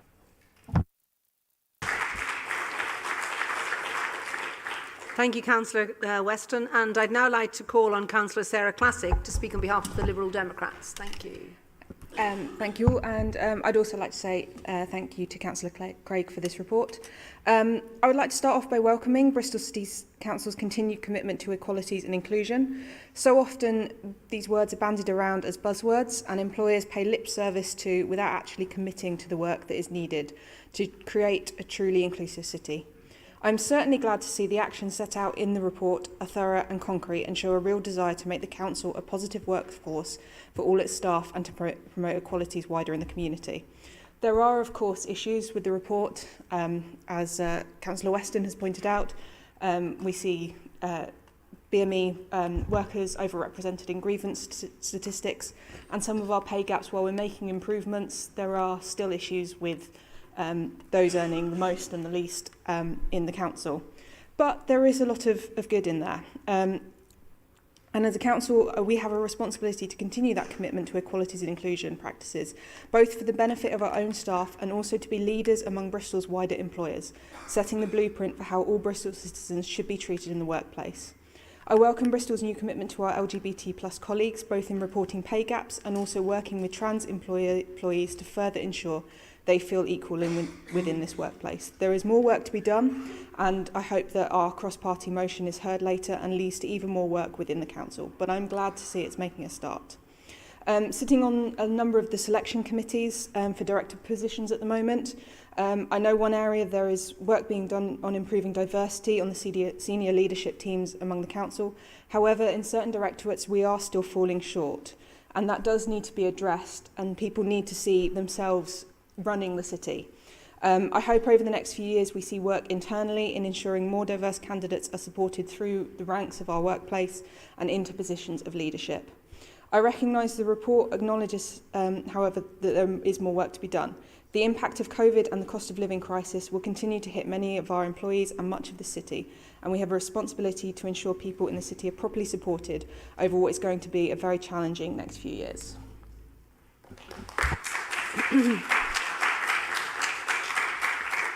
Thank you, Councillor Classic. And it's the opportunity for Councillor Hopkins to speak on behalf of the Knoll Community Party.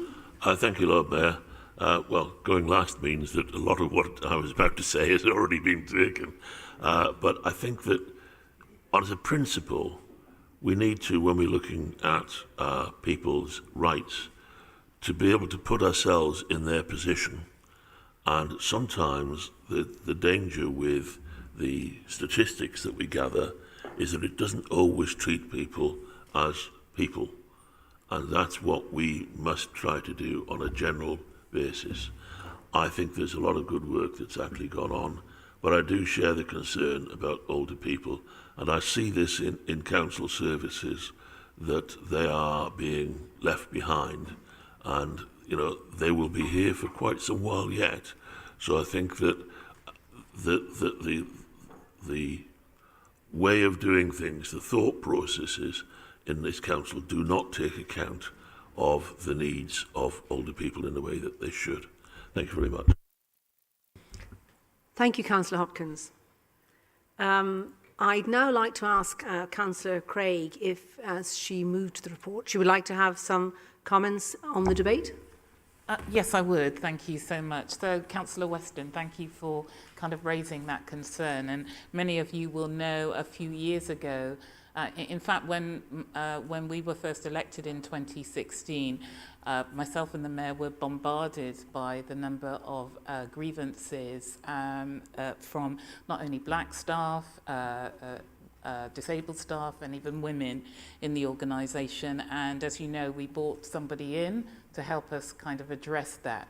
And I think as a result of that work, we've seen the number of grievances and disciplinary go down, but it is still an issue. And if those of you have an opportunity to look at, to go onto the One City website, where we, every 2 years now, we have produced an award-winning data product where we, alongside our other 16 public sector partners, lay bare the statistics on where people are in the organisation in terms of salaries, in terms of disciplinary and grievance and sickness, and work, and that work is kind of led by the, it's chaired through the Strategic Race Equality Leaders Group, which is chaired by our Chief Exec, Mike Jackson, where we lay bare what is going on, but it has helped us, you know, kind of have a, it's not a level playing field, but it forces all of us to take key actions, and we come back to each other on a regular basis to look at the progress that we are all making. Because let me tell you, it's not only the local authority that is struggling with statistics like this. The other point that you made about older people, I apologise that, because we do a lot of work, as you know, we invest resources and funding in the Bristol Older People's Forum, and they are actually engaged in a lot of the work, particularly what Councillor Helen Holland is doing. And so we will ensure that that information is kind of brought back to the committee to kind of give you an overview of the work that is going on, not only in the wider city, but also internally. But I'd like to thank everybody for the comments that you have made today, and you know, do feel free to contact me, ask me any questions, or even engage in this work. I'm really pleased now that we have invested in a new team. You know, we've kind of rejigged the team, and I'm really excited about what we're planning on doing over the coming months and years. So thank you all very much.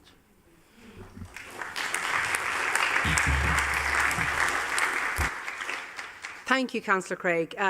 This report is now noted, and this concludes this agenda item. I think people will probably be quite pleased to know that we've reached an adjournment. We have an adjournment for 20 minutes. Could I just, before we go, I think it might be a good idea if somebody could maybe open the curtains during the adjournment so that we get some fresh air going through again before we come back in. So if we adjourn now, and if we come back at 5 to 8? 5 to 8? Yeah, I know. I had to make it up myself to read the clock. And I think the good news is you don't have to wait for me to go out. You can just go.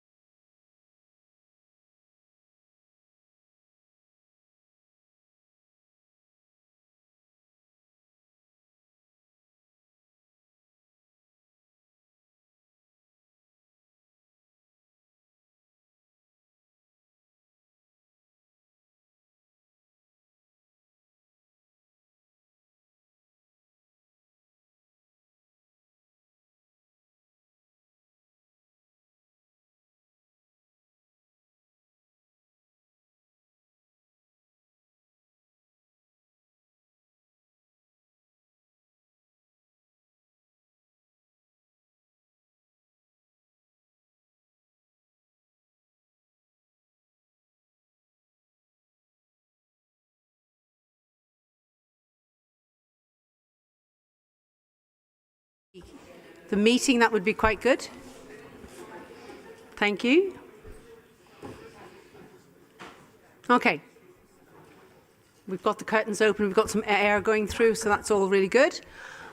I think the first thing I need to do is to ask the council if they would be prepared to extend the time of the meeting till 9 o'clock so that we could hear the golden motion, and then we can review where we're at with that. We might get both in at that stage, but let's see where we're going. So can I have a show of hands, please, to extend to 9 o'clock?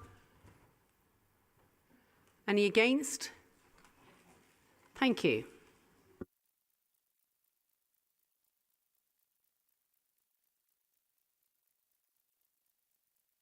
I'm going to start with the golden motion, which is called the cost of living. The motion will be shown on the screen in the room all the time during the speeches. And I believe Nicola Beach is going to move the motion. So you have 3 minutes, please, Nicola. Thank you, Lord Mayor. Good evening, everyone. I'm here tonight to propose a motion to declare a cost of living crisis in Bristol. Thank you to everyone who has attended tonight and those in the public gallery who have sat through the meeting so far. For 12 years, the quality of life citizens in Bristol have had has been gradually eroded. Benefits were frozen for 4 years, which has costed an average family £560 a year. Coupled with inflation rise, the Joseph Rowntree Foundation predicts that 400,000 people this year will be dragged below the poverty line alone. Meanwhile, our citizens that are lucky enough not to need benefit support are growing frustrated by a lack of local services and provisions, as 70p in every pound is taken away from public services. I don't know who wins at this game of cards. Maybe they're still at a party. So why am I here tonight? All I know is for 12 years, first of a coalition of the Liberal Democrats and the Tories, and then subsequent Tory administrations are hurting my family, my community, and my friends. Women are being hit really hard. I have friends in St George who can no longer afford to work because they can't afford to pay childcare. You might have heard on the radio this week how much harder the cost of living is hitting single parents. So with their permission, I'm going to talk about my friend Lou. Lou works for the NHS as an ambulance driver, and she's worked throughout the pandemic on shift while somehow also managing to look after her daughter Liesl. Lou, in May this year, had to take on a second job, working agency shifts in a nursery, because every month she's running out of money. She's trained to save your life in an emergency, but after working 7 days straight, she's worried about how she can keep going in the NHS. Disabled people are this winter also going to be hurt by lack of action from government on escalating fuel prices. Unlike me, loads of disabled people in the city don't have the option just to stick another jumper on, because their house needs to be heated all the time. This brings me on to another piece of casework. In my ward, Jill, 80. She lives with her disabled adult son. Jill has been stockpiling wood since April this year because she knows she can't turn her heating on this winter. There's an 80-year-old woman dragging wood through Troopers Hill routinely to prepare for that hard winter. This is all getting a little bit Victorian. A cornerstone of this administration has been to work to create an equal, more fair society. And to do this, we've implemented a number of measures to act as a form of safety net. These include suspending the eviction of council tenants, maintaining the council tax reduction scheme at 100%, and introducing no cold home strategies, which puts the city on track to eliminate fuel poverty by 2028. There are many more things, but this cost of living crisis is having a profound impact on this ambition being met, and it's compounded by the budget challenges we now face ourselves once more. I won't talk further about the architects of austerity, as I think everyone in this chamber knows the political ideologies that got us here tonight. Even the current government can't stand it anymore as the bailout boat starts. There is no doubt this winter is going to test the resilience of Bristol, and potentially the next winter and the winter following. But there is an opportunity for these local parties to call out their national counterparts and support this city through the coming years, and I really look forward to tonight's debate. Thank you.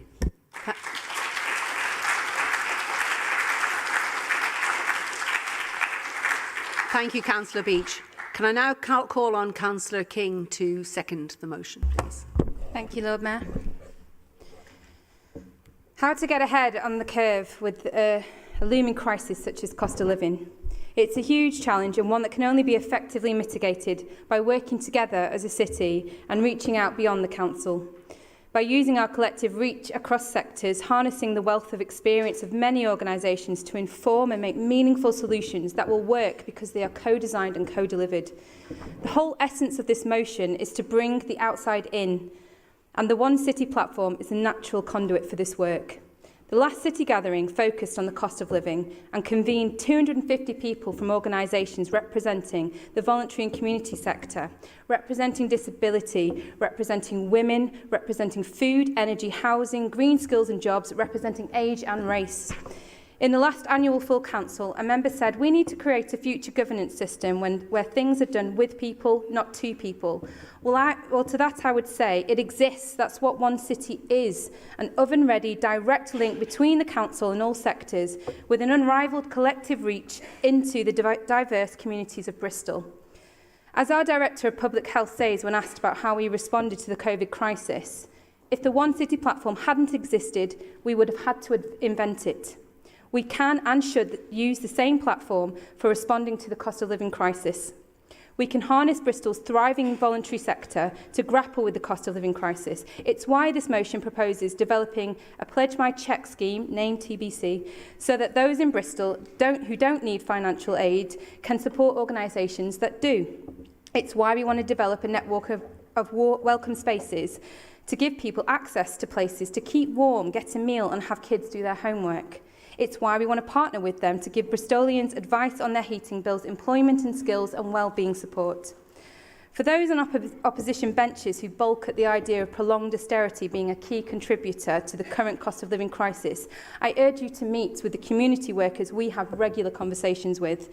To them, being in a crisis is nothing new. It is simply the latest in a long line brought about by benefit reforms that entrench poverty and inequality, unstable working conditions and flatlined wages that lead to chronic insecurity and compounded by a systematic squeeze on low-income individuals and families who have little resilience to weather yet another storm. Cross-cutting policies such as the No Cold Home strategy and the food equality strategy is timely work that, along with innovations such as warm welcome spaces, reuse shops, evidence-led data tracking, an appeal to donate the energy relief grant and a rollout of signposting training will ensure that through meaningful collaboration we will mitigate against this crisis and protect the most vulnerable in our city. This is immense work carried out with little additional resource, but whilst vital, given the circumstances, should not be necessary in 21st century Britain, where we are forced to alleviate the consequences of government mismanagement and austerity. Thank you. Thank you. Perfectly timed. There was an amendment from the Liberal Democrat group, which was published this afternoon. But I think, if I'm correct in thinking, that there might be an announcement about that amount. Thank you, Lord Mayor. I had intended to table an amendment to the motion that would have strengthened a well-researched, solid motion while removing the unnecessary party politics from it. However, upon reflection and discussion amongst our group, I've decided to pull our amendment to leave the maximum amount of time to be able to us to hear the excellent Silver motion on trans rights. I apologise.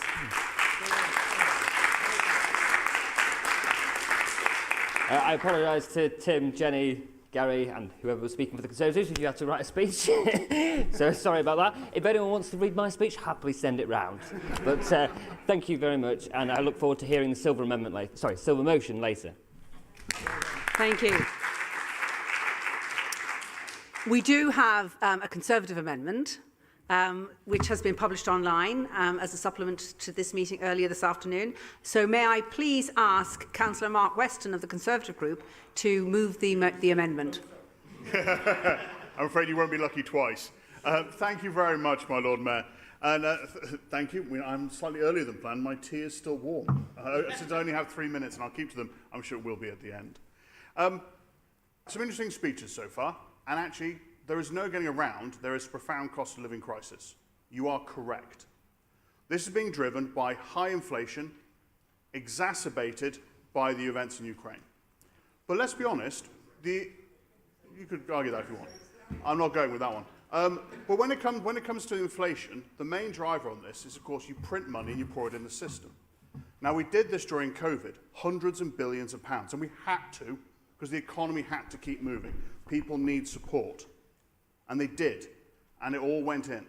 But printing money exacerbates and creates an inflation spiral, and that's what's happened. And at the same time, Russia's barbarity in Ukraine has affected fuel and food prices. Now, we can argue if you want to put Brexit in the mix or not, but I think we'll agree on those 2 points at least. Now, the motion itself, the end portion of it, is actually fairly worthy. I would agree with a lot of it. It's the bit at the beginning, which is obviously being constructed specifically to prevent consensus, which again is masterfully done, but it's obviously what you've done. And it's quite interesting because the front 2/3 of it, for me, just smack of a little bit of hypocrisy, actually.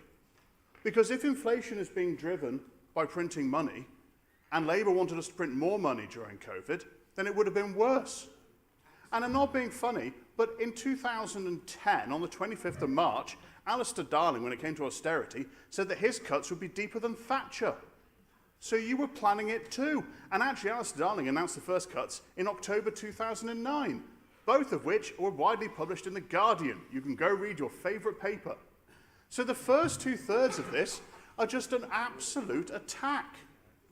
So what our motion does, or amendment does rather, is strip out a lot of that at the beginning, and we think strengthens the end of it.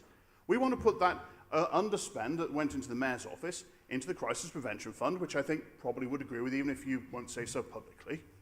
But then we want to review the 0 hours section at the end, because actually it is far from simple when it comes to 0 hours, because I'm afraid it is far from simple, because actually the happiness rates and the grievance rates and everything else for 0 hours contracts are pretty much the same as the established job market. That's the YouGov poll from 2013. I couldn't find a more recent poll. You're free to read it. This is based on the fact. So there is that problem. And then you come to the end of it, where you want to then roll out and print more money. You have unfunded promises at the end.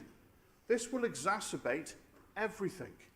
There is no easy solution. The government has announced a very large bailout. I say the government at the moment. Could be different in half an hour. At the moment, the government has announced a very large bailout.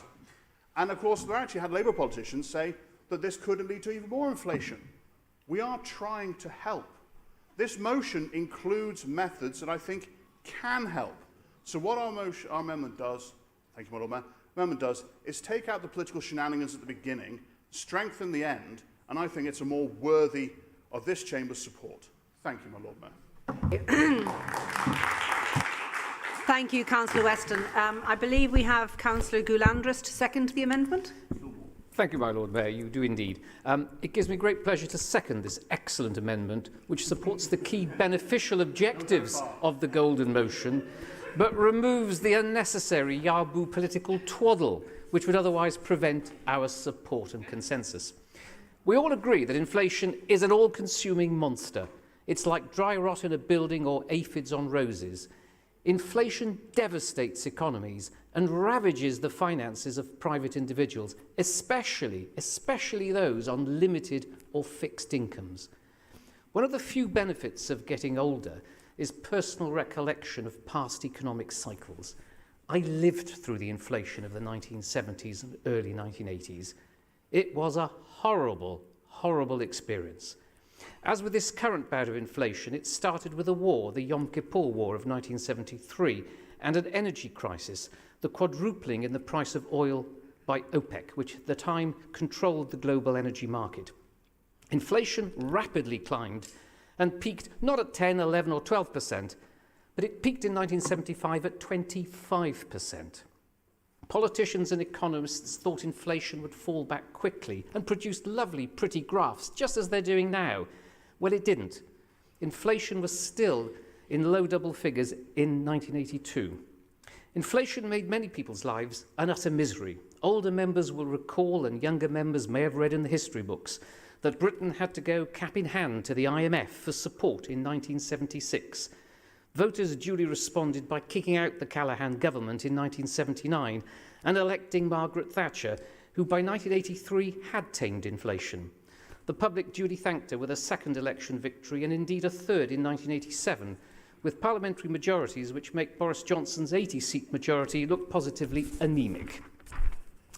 One of Churchill's favourite sayings was, "Those who fail to learn from history are doomed to repeat it." Please, let's not repeat the mistakes of the 1970s. This time, hopefully, we can avoid political posturing and infighting. Instead, let's work together here in the Chamber to support measures which help those most affected by inflation. That's why we have brought this amendment. If we are serious about slaying the monster of inflation, we have to put political infighting to one side and focus on what really matters in politics, helping people. Thank you, my Lord Mayor. Thank you, Councillor Galambris. We're now going to hear from all the speakers on this amendment. Going first to Councillor Marley Bennett from the Labour Group. Thank you, Lord Mayor. I feel like a million years have passed since I wrote this speech. I didn't think we'd have the Chancellor, the Health Secretary resign, or we'd have to reopen the debates about the legacy of Thatcherism, which robbed this country of so much. Look, I listened with interest to Councillor Weston and Galanda's speeches, as I do enjoy them, but on this amendment, I'm afraid they're just wrong. The amendment strips the motion of any reference to the Conservative and the Coalition Government's record, and I see why.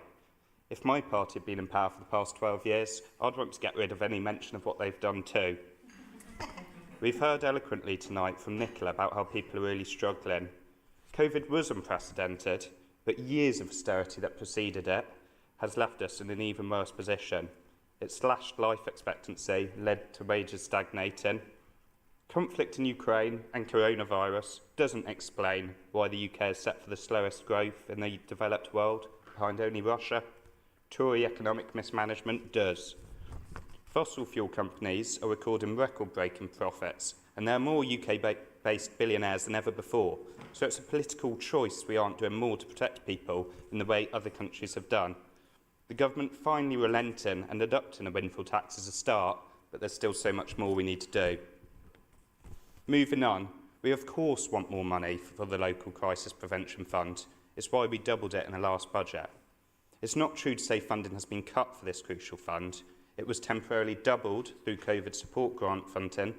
The prevention fund was rightly seen as a way to distribute funding directly and quickly to the worst off. This amendment would also scrap a commitment to encourage Bristol businesses to end the use of zero-hours contracts. Zero-hours contracts mean employees have no guarantees about the hours they will work or the money they will take home. It's Labour that is the party of work. High quality, high paid and secure work, and we make no apology for this. The amendment also does away with a commitment to lobby to provide free school meals to more children and over the school holidays, and to increase benefits in line with inflation, which would protect families on the lowest incomes who may be currently choosing between heating or eating. It might surprise some of the members opposite to hear that we, on these benches, don't want people to be claiming benefits. They shouldn't need to. But it's government's failure to make work pay or to tackle the cost of living that means working families rely on benefits to make ends meet, and the cuts to benefits are driving more people into poverty and into using food banks. For these reasons and so many more, we won't be supporting this amendment.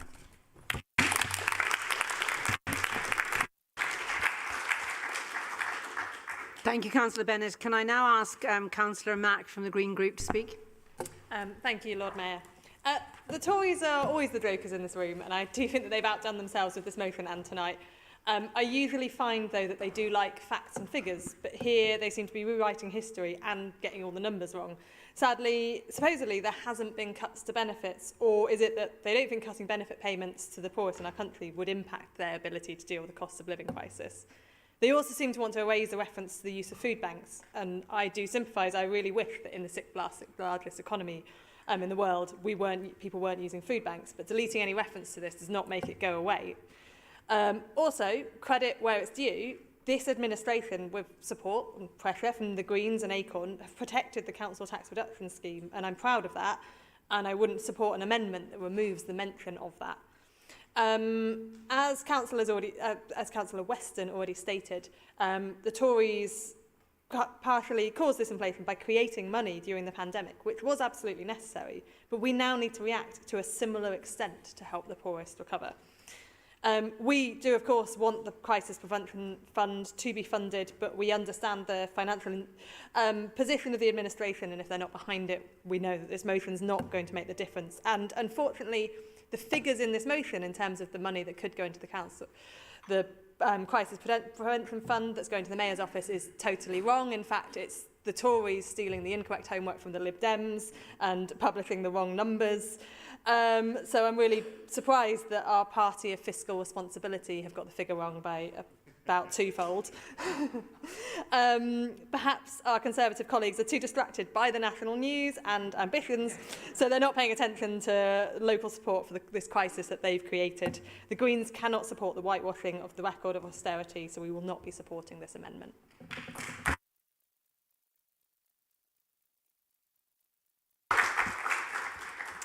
Thank you, Councillor Mack. And now I'd like to call on Councillor Hartley, so we do get to hear one of your speeches. Thank you. Thank you, Lord Mayor. I'll again keep this brief. As we've decided to pull our own excellent amendment, as Councillor Galandris might say, we have made the decision, in order to put more money into the Crisis Prevention Fund, that we will be supporting the Conservative amendment to the motion. It strips out the unnecessary party politics from the original motion and also ensures significant investment in the Crisis Prevention Fund, which is sorely needed during the difficult times that our residents are facing. We regret that elements of our own amendment, such as the declaration of a cost of living emergency, a citywide cost of living summit, and an online hub for residents, will now not come to fruition, as they could have really helped people across Bristol. I ask the Mayor and Cabinet members to consider taking forward these ideas to help Bristolians. The Liberal Democrats will always back more support for those most in need, as we did during our time in coalition, as we did when we ran Bristol City Council, and as we are doing now. We are living in very difficult times, and as such, we must be willing to make the decisions that will help the most people. So we will be backing this amendment. Thank you. Thank you, Councillor Hartley. Councillor Hopkins? Thank you, Lord Mayor. Well, it keeps happening, doesn't it, that Labour bring forward stuff which says everybody else is evil. They change figures. I mean, I don't know how many Labour members actually have forgotten about Mr Darling, who actually took the decision that had to be taken in 2008.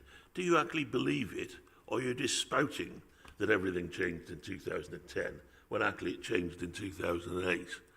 So, that by itself means that it's impossible to support Labour motions of this type. They're also always self-congratulatory. That doesn't mean to say that we can support the Tory amendment, because although there are good parts in it, any amendment that says that would take away the support for free school meals, quite frankly, is not something that I or Chris could actually support. It's one of those things that's pretty totemic from my point of view. It's one of those things that actually can make the biggest difference with the smallest amount of money. So basically, though there's other good parts in there, we cannot support this amendment for that one reason. Thank you. Thank you, Councillor Hopkins. Councillor Weston, would you like to respond as mover of the amendment? Thank you very much, my Lord Mayor. I think I know which way this vote is going to go. Just to clarify, we're not taking away free school meals. No. What we're saying is extending it without funding it or declaring where the funding is going to come from is slightly irresponsible. And I wouldn't mind. We do have the Mayor repeatedly tell us, if you're going to bring forward an idea, then you should tell us how it's funded. Don't just come to the idea, say how you're going to do it. Well, you brought forward a motion that makes all kinds of promises and doesn't say how you're going to fund it at all. So, congratulations on that. So, let's move to vote, my Lord Mayor. I'm sure we have a long evening ahead of us. I think we have one other. As mover of the substantive motion, would you like to comment on the amendment? I'm going to edge my bets and I'm going to speak at the end to keep the meeting moving.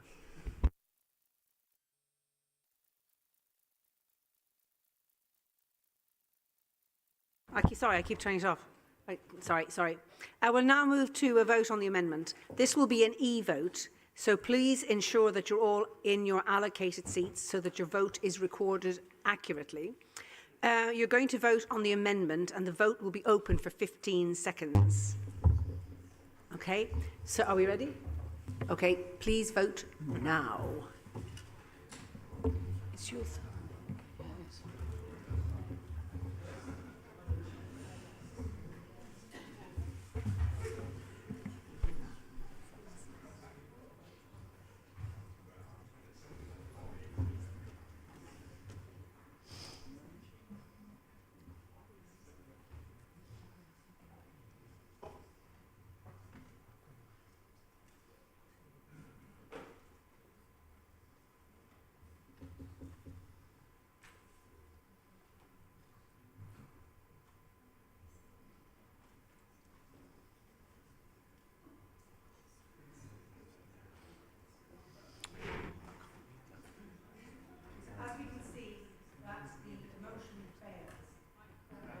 sorry, the amendment. Oh, getting a bit. This is all a bit new to me. So, so the motion fails. The amendment fails. The amendment fails. Okay. The results are on the screen. I'm not going to make any more messes about this. Let's just move along swiftly. I think I've done enough damage there. Thank you. Okay, so we now hear from the speakers on the original substantive motion. So we're calling on Councillor Beach. Are you speaking? I've got an executive. Yeah. So who's here? So who's that there? So we have, I think at the meeting earlier today it was unclear as to who was going to speak. So now what I'm asking for is we have a round of speakers on the motion, the substantive motion. So we're looking for a Labour speaker. Lord Mayor, because we didn't know the Lib Dem one was being removed, we had a speaker on that. So we didn't have a speaker on the substantial motion. So if you carry on with the Greens through and miss us out, then Nicola will finish at the end. Oh, will you? Okay, fine. Okay. Thank you.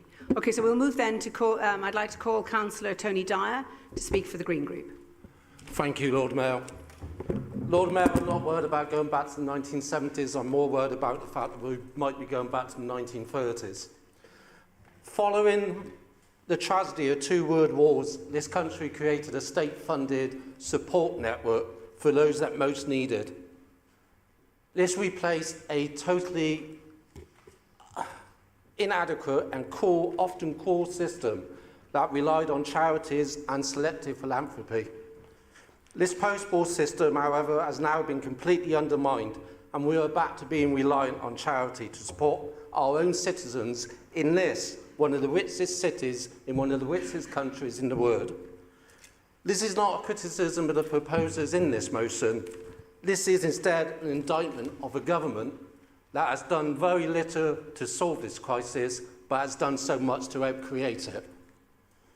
This year has seen the greatest fall in the value of the basic rate of unemployment benefit for 50 years.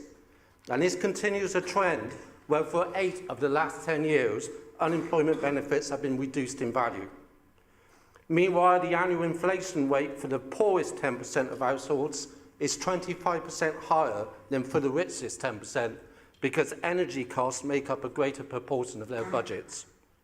Indeed, total bills are now higher than incomes for some 60% of households, and food banks are seeing increasing requests for food that doesn't require cooking because people cannot afford to heat food. In 2008, indeed, there was a financial crisis and £140 billion of public funding was used to bail out bankers. But at the same time, there was also a smaller £30 billion stimulus, which included spending on schools and social housing, and that saw income grow fastest for the poorest in society. It was abandoned by the coalition government. Instead, 12 years of austerity, including cuts to local government funding, means that it is now impossible for local councils to tackle the cost of living crisis alone. We need government intervention, but this time for the workers, not for bankers, because workers work just as hard as bankers bank. We need government intervention that creates green jobs, reduces energy demand, restores the safety net, and provides truly affordable council homes, warm homes.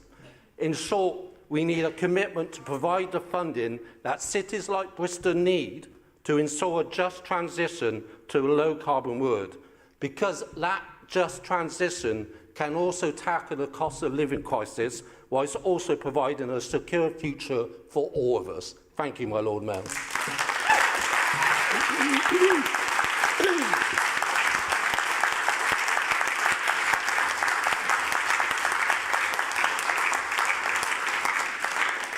Thank you, Councillor Dyer. Can I now call on Councillor Gollop of the Conservative Group to speak? Thank you, Lord Mayor. This is really difficult because I read this motion and I find that a lot of it I can agree with. That goes for my colleagues as well, but there are parts of it that we simply can't accept. And those are the parts that snipe at our government. They've got enough problems at the moment without us sniping at them. And one or two. And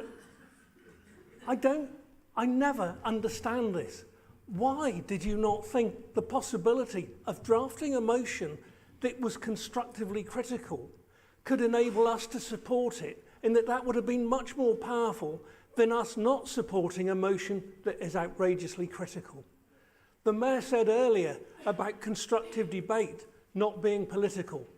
It's a pity that message didn't come through to the Labour group when this motion was drafted, and you didn't recognise that we want to be with you on this, but we can't because of that wording. Now, there are things within that wording that I would just question. I question the comments about 0 hours contracts. I recognise how difficult they are, but I know from my family that my son was unemployed and got a 0 hours job, which was converted into a full-time job, which he could not have got had he not had that 0 hours contract. So let's be careful what we say and how we recognise it, because we have to create the opportunity for people who don't have work to get into work. But my Lord Mayor, if I go back to the content of the motion, I don't know whether members have had a chance to read papers, I think it's 20 and 21 for the Cabinet agenda next week. But they talk about the spending pressures. And it would be madness if any of us stood here and tried to deny that those pressures were there, or tried to deny that the challenge for the authority is how to generate more income. And we recognise that lobbying central government for support in dealing with that problem has to be a major part of the process. So, my Lord Mayor, I have to say, we can't vote for this motion for the reasons I've explained, but we can't vote against it because we sympathise with a large extent of it. So I will conclude by making an offer on behalf of my group. We recognise the need to lobby central government. If we can find who is in the government, we will happily I'm waiting for the call. We will happily work in any way we can with the administration to help put that message across, because we recognise how important it is. Thank you, my Lord Mayor.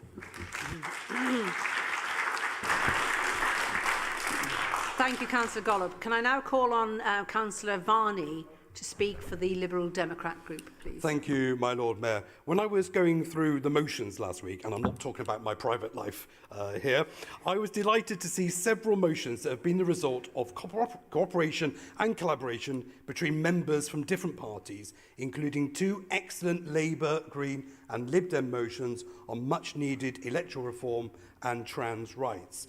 This fills me with hope that the new committee system, which is designed to foster cross-party working and decision-making, will be a great success following its introduction in 2024. I personally cannot wait.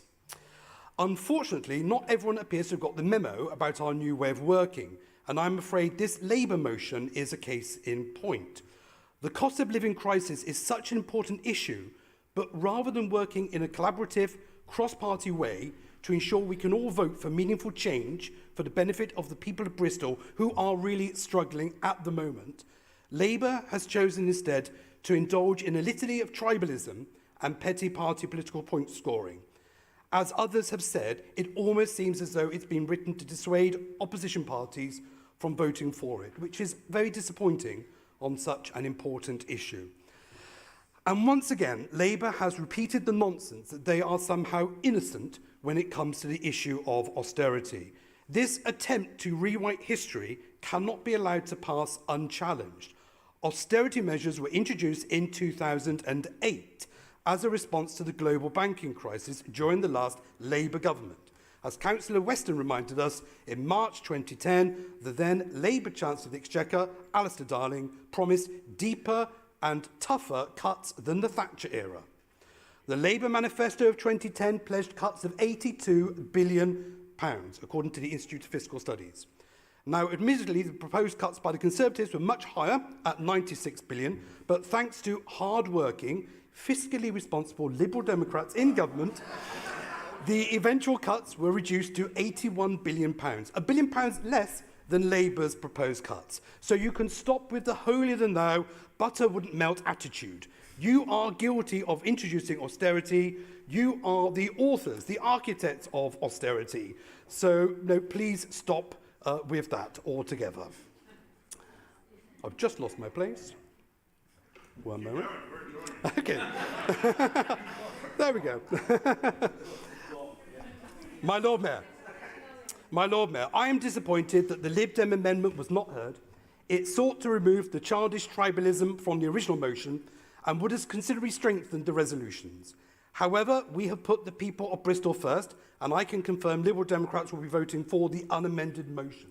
But can I say to Labour members, please just stop with the immature gameplay. These issues are too important for such pettiness, and Bristolians deserve better. Thank you. Thank you, Councillor Vaughan. Thank you. Could I now call on Councillor Hopkins from the Knoll Community Party? Thank you, Lord Mayor. Yes, Alistair Darling, forgotten again by the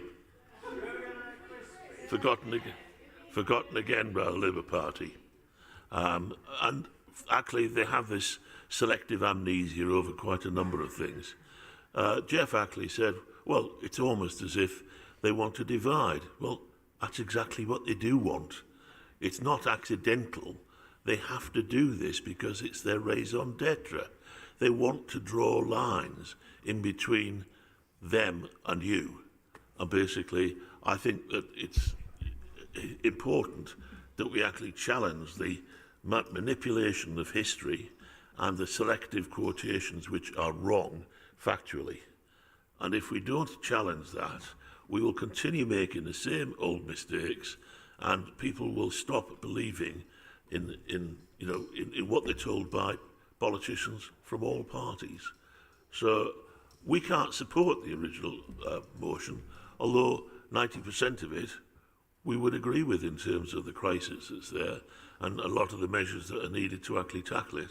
But I'm afraid when you put in this nonsense, you lose support. Thank you. Thank you. Thank you, Councillor Hopkins. Councillor Beach, would you like to sum up now? Yeah, wow. Crikey, where to start?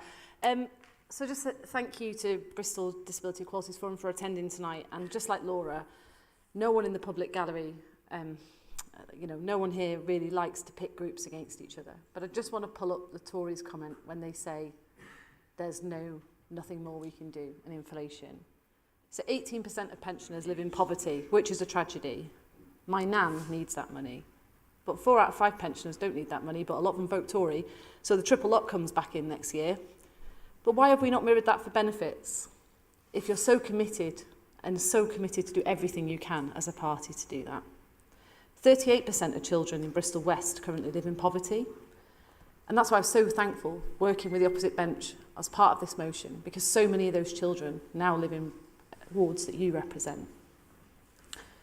But I do expect those parents don't vote Tory, so it doesn't surprise me why that's not coming through on a plate. So please just don't lecture me on the politicisation of poverty.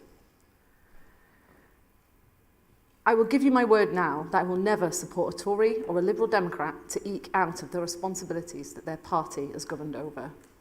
You talk about pressures in local government, Jeff, but your party nationally is responsible for our council being chopped off at the knees.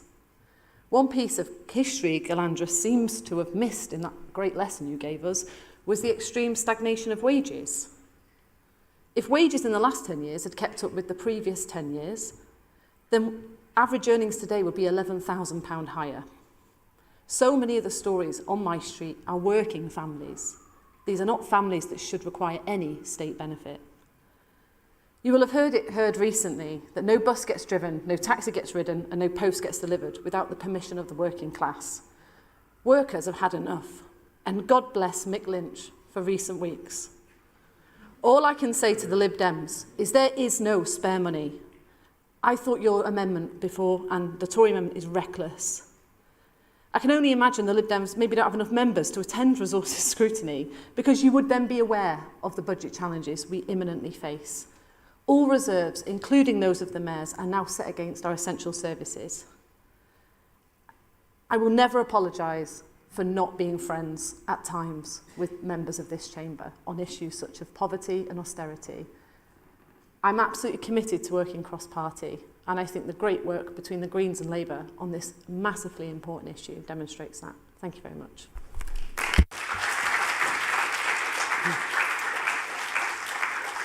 Thank you, Councillor Beach. Mayor Rees, would you like to respond? Yeah, sure. Thanks very much, Lord Mayor. If I start with a bit of context to this, and I think first is we are talking about a cost of living crisis today because it's now surrounded more people, but there's been a cost of living crisis for people in Bristol for decades, and it's one of the priorities we brought to office. That while we've told a fantastic story to the outside world, 2 world-class universities, high tech, over a third of natural history broadcasting. SS Great Britain, I called it when I worked at Radio Bristol, it was the penchant in the newsroom for balloons, Brunel and bridges, but ignoring the fact or not seeing the fact that there were many people who were left behind by all that bounty that the city had to offer. So just more people are being pulled into it now, and those are in it, the situation is being worsened. 2, we need to, there is something, as many of my colleagues have mentioned here as well. Challenges come. We talk about this in public health with the life course model of health. We know challenges will come, and we've had a few challenges, but people's ability to face those challenges depend on the resilience that's been built into their lives. And over the last 12 years in particular, we've seen that people have been weakened, and the institutions that support people at moments of crisis have been weakened as well. And again, there is some revision going on over history, the Conservatives, the Liberal Democrats giving them cover again. You need to face up to the reality of the kind of national governance that you've actually supported to come in. And in the last 6 years as Mayor of Bristol has been an annual challenge of how we make wicked decisions about what crisis we tackle today while trying to protect resources to invest in building for resilience tomorrow. It's not just choosing between crisis, it's choosing between crisis and prevention and building strength over the long term. And that latest challenge and that national approach has come on the back of some things that government are involved in, some things that have just happened. If we just look at them, Brexit, the pandemic, climate change, migration crisis, the rise of political extremism, the polarization of debate. Sometimes it gets played out in this chamber and in our local press as well, with no space for nuance and dealing with the complexity of the challenges we face. And underlying all that is a system that over decades has just ground out increasing inequality, with no framework for assessing how much inequality is too much inequality, how much wealth is too much wealth, and no mechanism for correcting extremes in the distribution of wealth and power, poverty and powerlessness within the city. In the middle of all that, local government is part of the solution, but we need a few things. We need a national benefit system that's fair, accessible and sufficient. We need resources for local institutions to tackle the challenges that we're facing. And we need space for local solutions, such as building affordable homes. And actually, someone just pointed out to me that even in the course of this meeting, someone from the benches down at the far end has opposed criticising delivering affordable homes down in Western Harbour. I mean, this is ridiculous. We have to put the physical stuff in place that will support our families. And again, we've mobilised the city through One City, through our Warm Places programme. Any councillor in this chamber is absolutely welcome to contribute to what we're doing to set up a citywide network of warm places to support families in extreme trial as we go into the autumn months and bill prices go up again and people need to put their heating on. Thank you, Mary. Doors open. Thank you.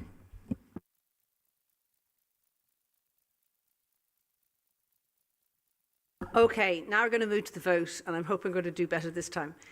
This will be an e-vote. Please ensure that you're in your properly allocated seats. We are voting on the motion, and the vote will be open for 15 seconds. And we are ready, so please vote now.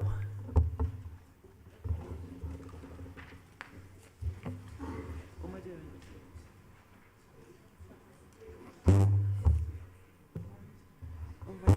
Crap. What?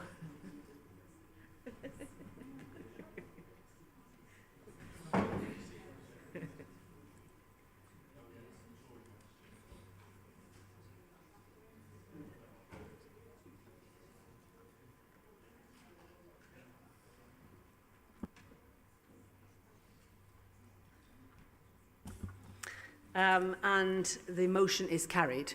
Thank you.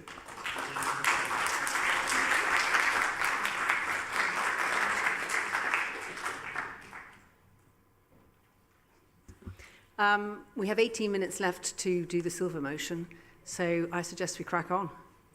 Thank you. So the silver motion is trans rights are human rights. The motion will be shown on the screen in the room during the speeches. And please, could I ask Councillor Andrew Brown from the Liberal Democrat group to move the motion, please. Thank you, my Lord Mayor. And I want to start by thanking the whips and the party group leaders for accepting the minor alterations to the motion. These were brought to bring the motion into line with the first submitted by Councillor and to address some concerns raised by members with regards to Clause 6. So thanks for that. This is the week of Bristol's Pride March, and I couldn't be prouder to bring this motion to full council. Why? Well, first, it's been put together by a cross and non-party group of councillors and activists, including those with lived experience of being trans and non-binary in our society. Second, allowing people to live their lives with freedom from conformity is one of the core principles in the Lib Dem Constitution, and support for trans people is fundamental to living out that value. Third, as a gay man, I know what it's like not to conform to society's expectations and for the state to make it difficult for people like me. That spurs me on to work to make the lives of others easier. And finally, attacks on trans people are, when traced to source, orchestrated and encouraged by those who would seek to turn the clock back on the human rights of others, LGBT people, women and ethnic minorities amongst them. So turning to the motion, what is being proposed? Well, it's fundamentally about three things: solidarity, support and advocacy. Solidarity. This is about us as a council standing with some of the most marginalised people in our city and our communities. Trans people are amongst our residents and deserve to know that their elected representatives have their backs.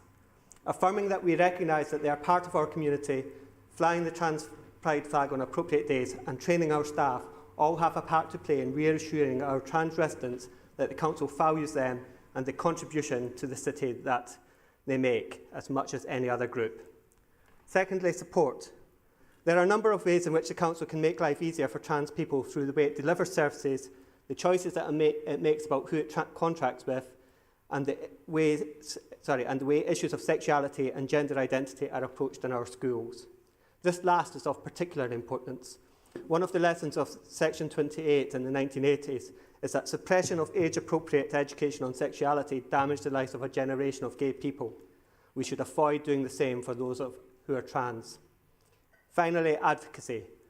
It's about using our influence and position to lobby national government and parliament to implement measures that will make accessing trans health services easier, tackle LGBT hate crimes, and enable a full-on ban on conversion therapies, as originally promised.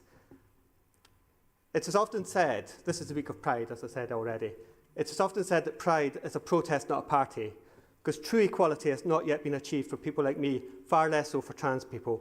So this Pride Week, don't just enjoy the party or pay lip service to LGBT+ rights. Vote for this motion, stand with trans people, and commit to making their lives easier.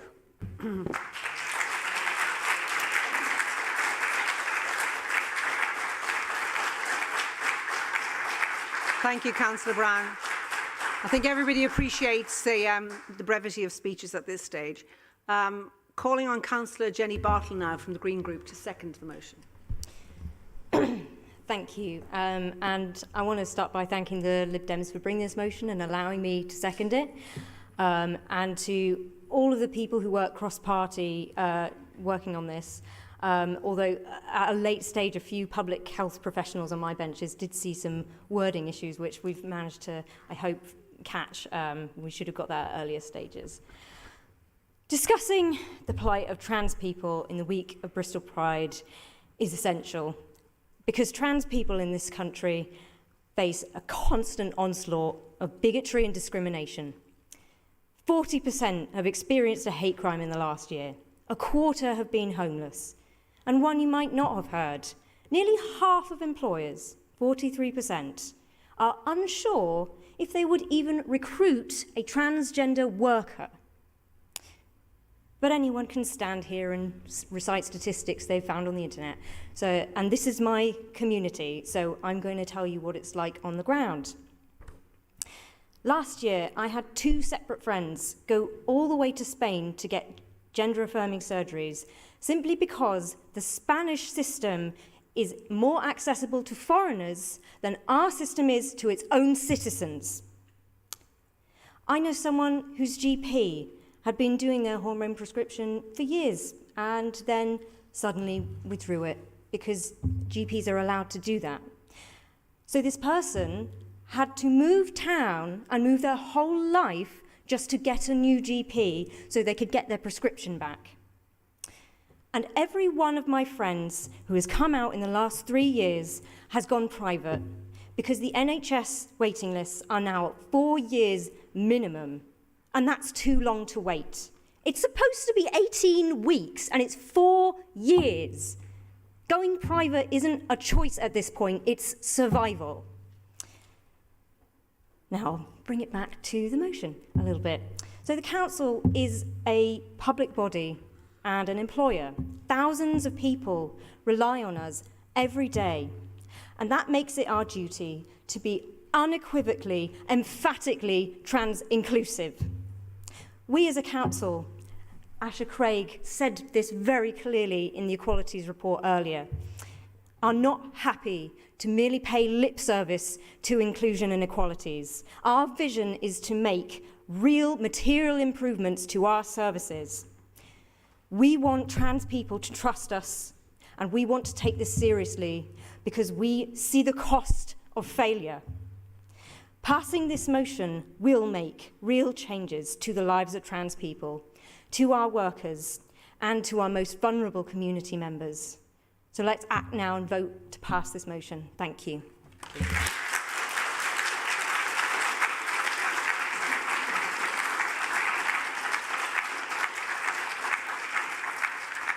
Thank you, Councillor Bartle.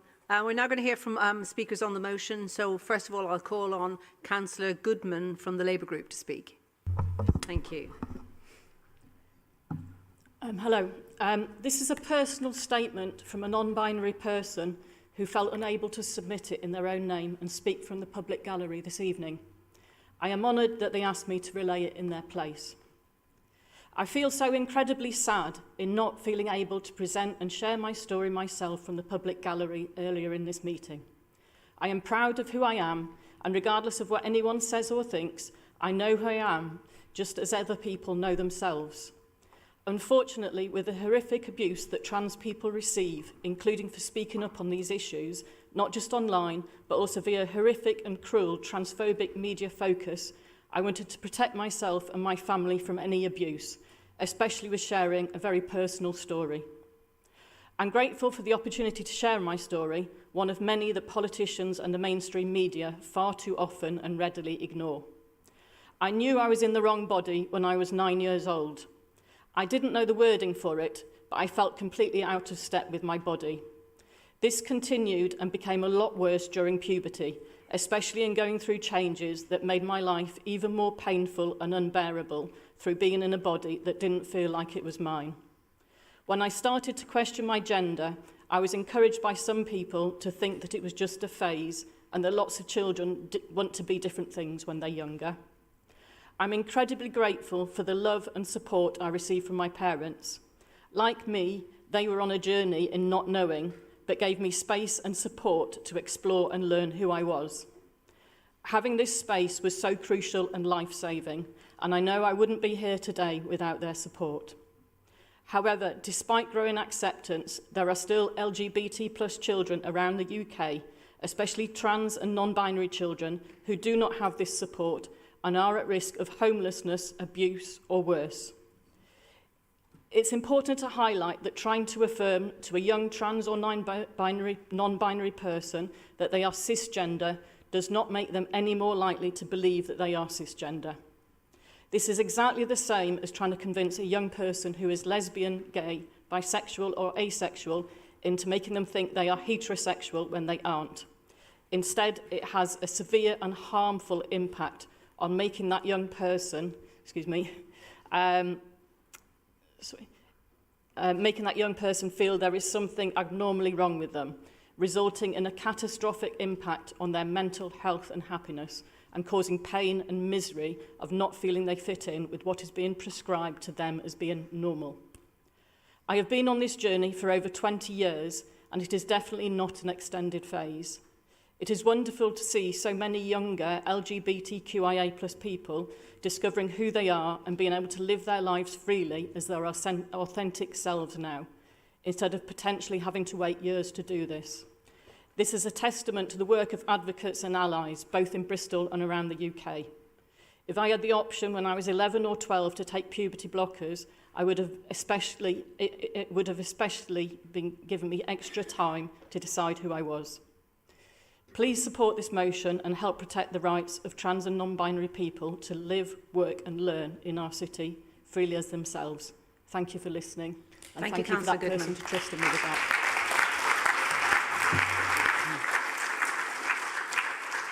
Can I now, thank you. Can I now call on Councillor Steve Smith from the Conservative Group to speak, please? Thank you, my Lord Mayor. There's a lot of sensible stuff in this motion that helps to make lives easier. I'm all for making lives easier. I'm all for freedom from conformity.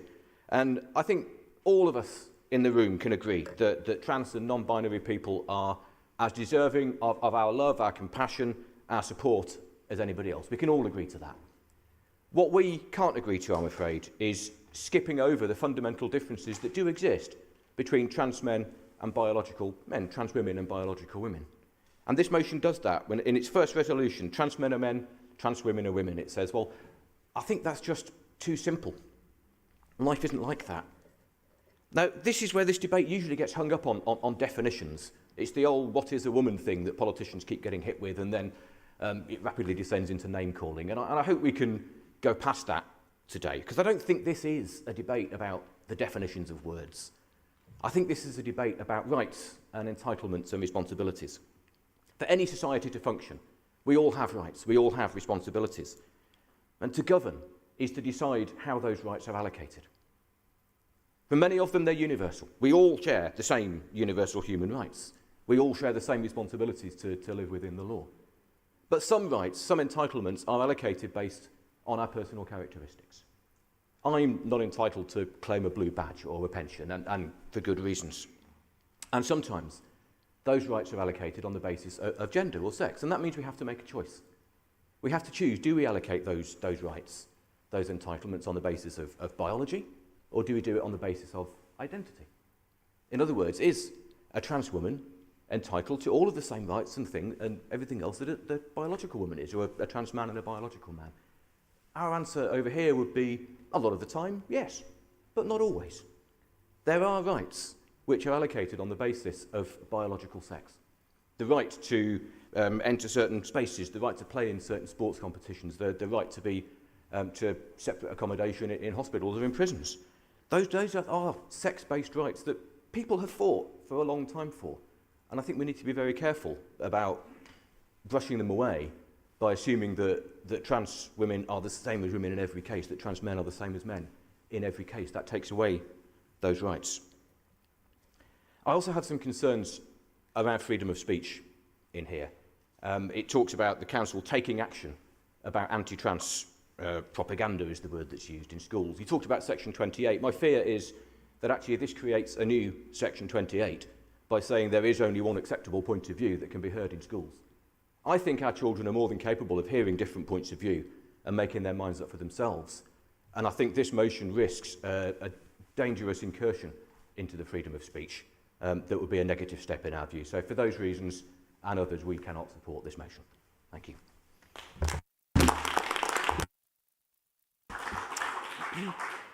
Thank you, Councillor Smith. Can I just ask now that Councillor Hopkins from the Knoll Community Party? Thank you, Lord Mayor. It does great credit to those who have spoken to try and protect members of the trans community. We must, for all groups that suffer pressure and unfair pressure, provide understanding and support where we can. And I think that the transgender group probably feel more pressure than most. I, though, actually listened to the submissions from the public gallery and read those submissions.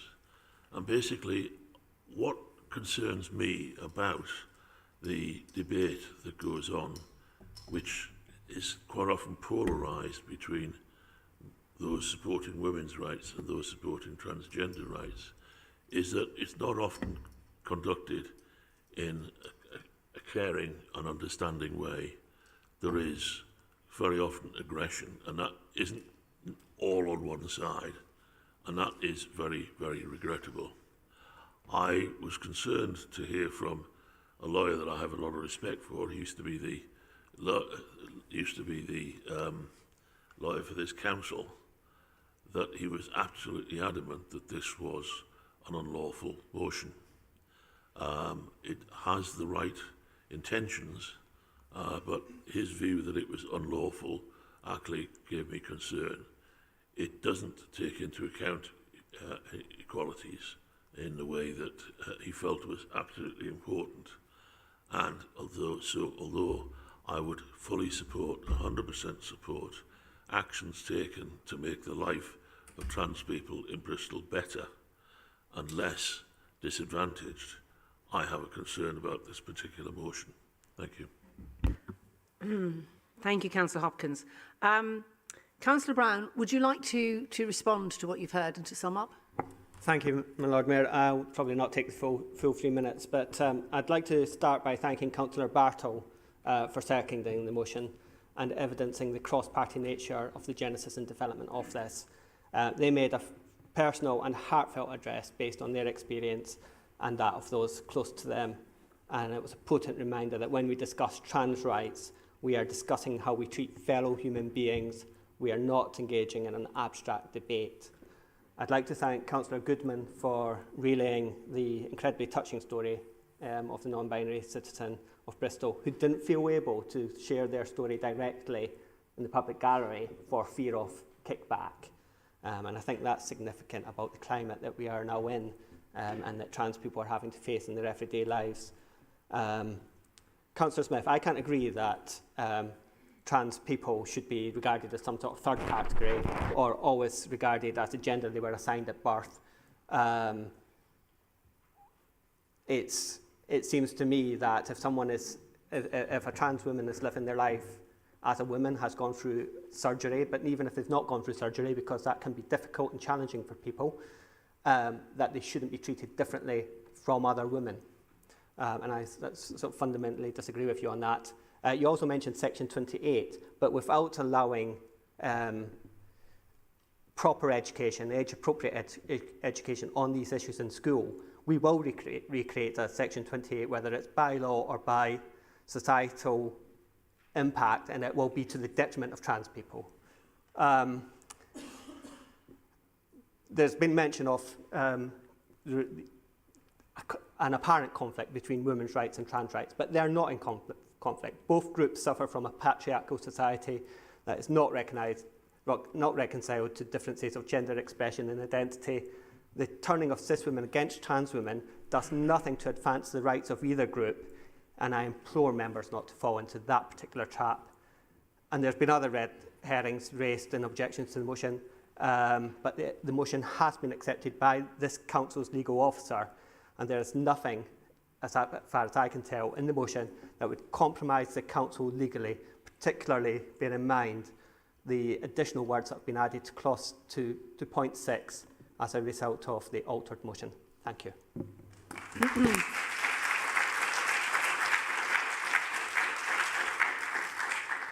Thank you, Councillor Brown. Mayor Rees, would you like to respond to the motion?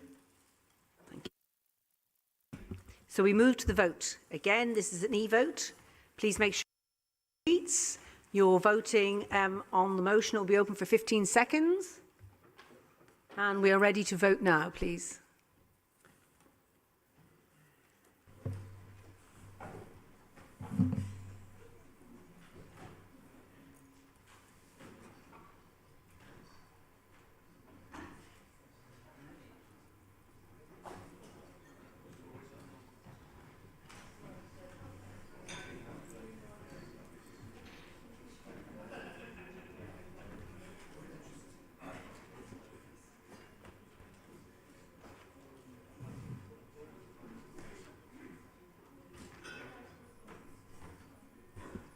Thank you.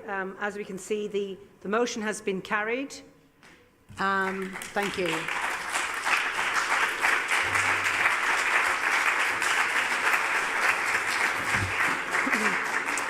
So there's just one final thing for me to do, which is to say thank you all to the councillors and to all others who attended the meeting today. The next meeting of the full council will be held on Tuesday, the 13th of September. And good evening and good night. Thank you.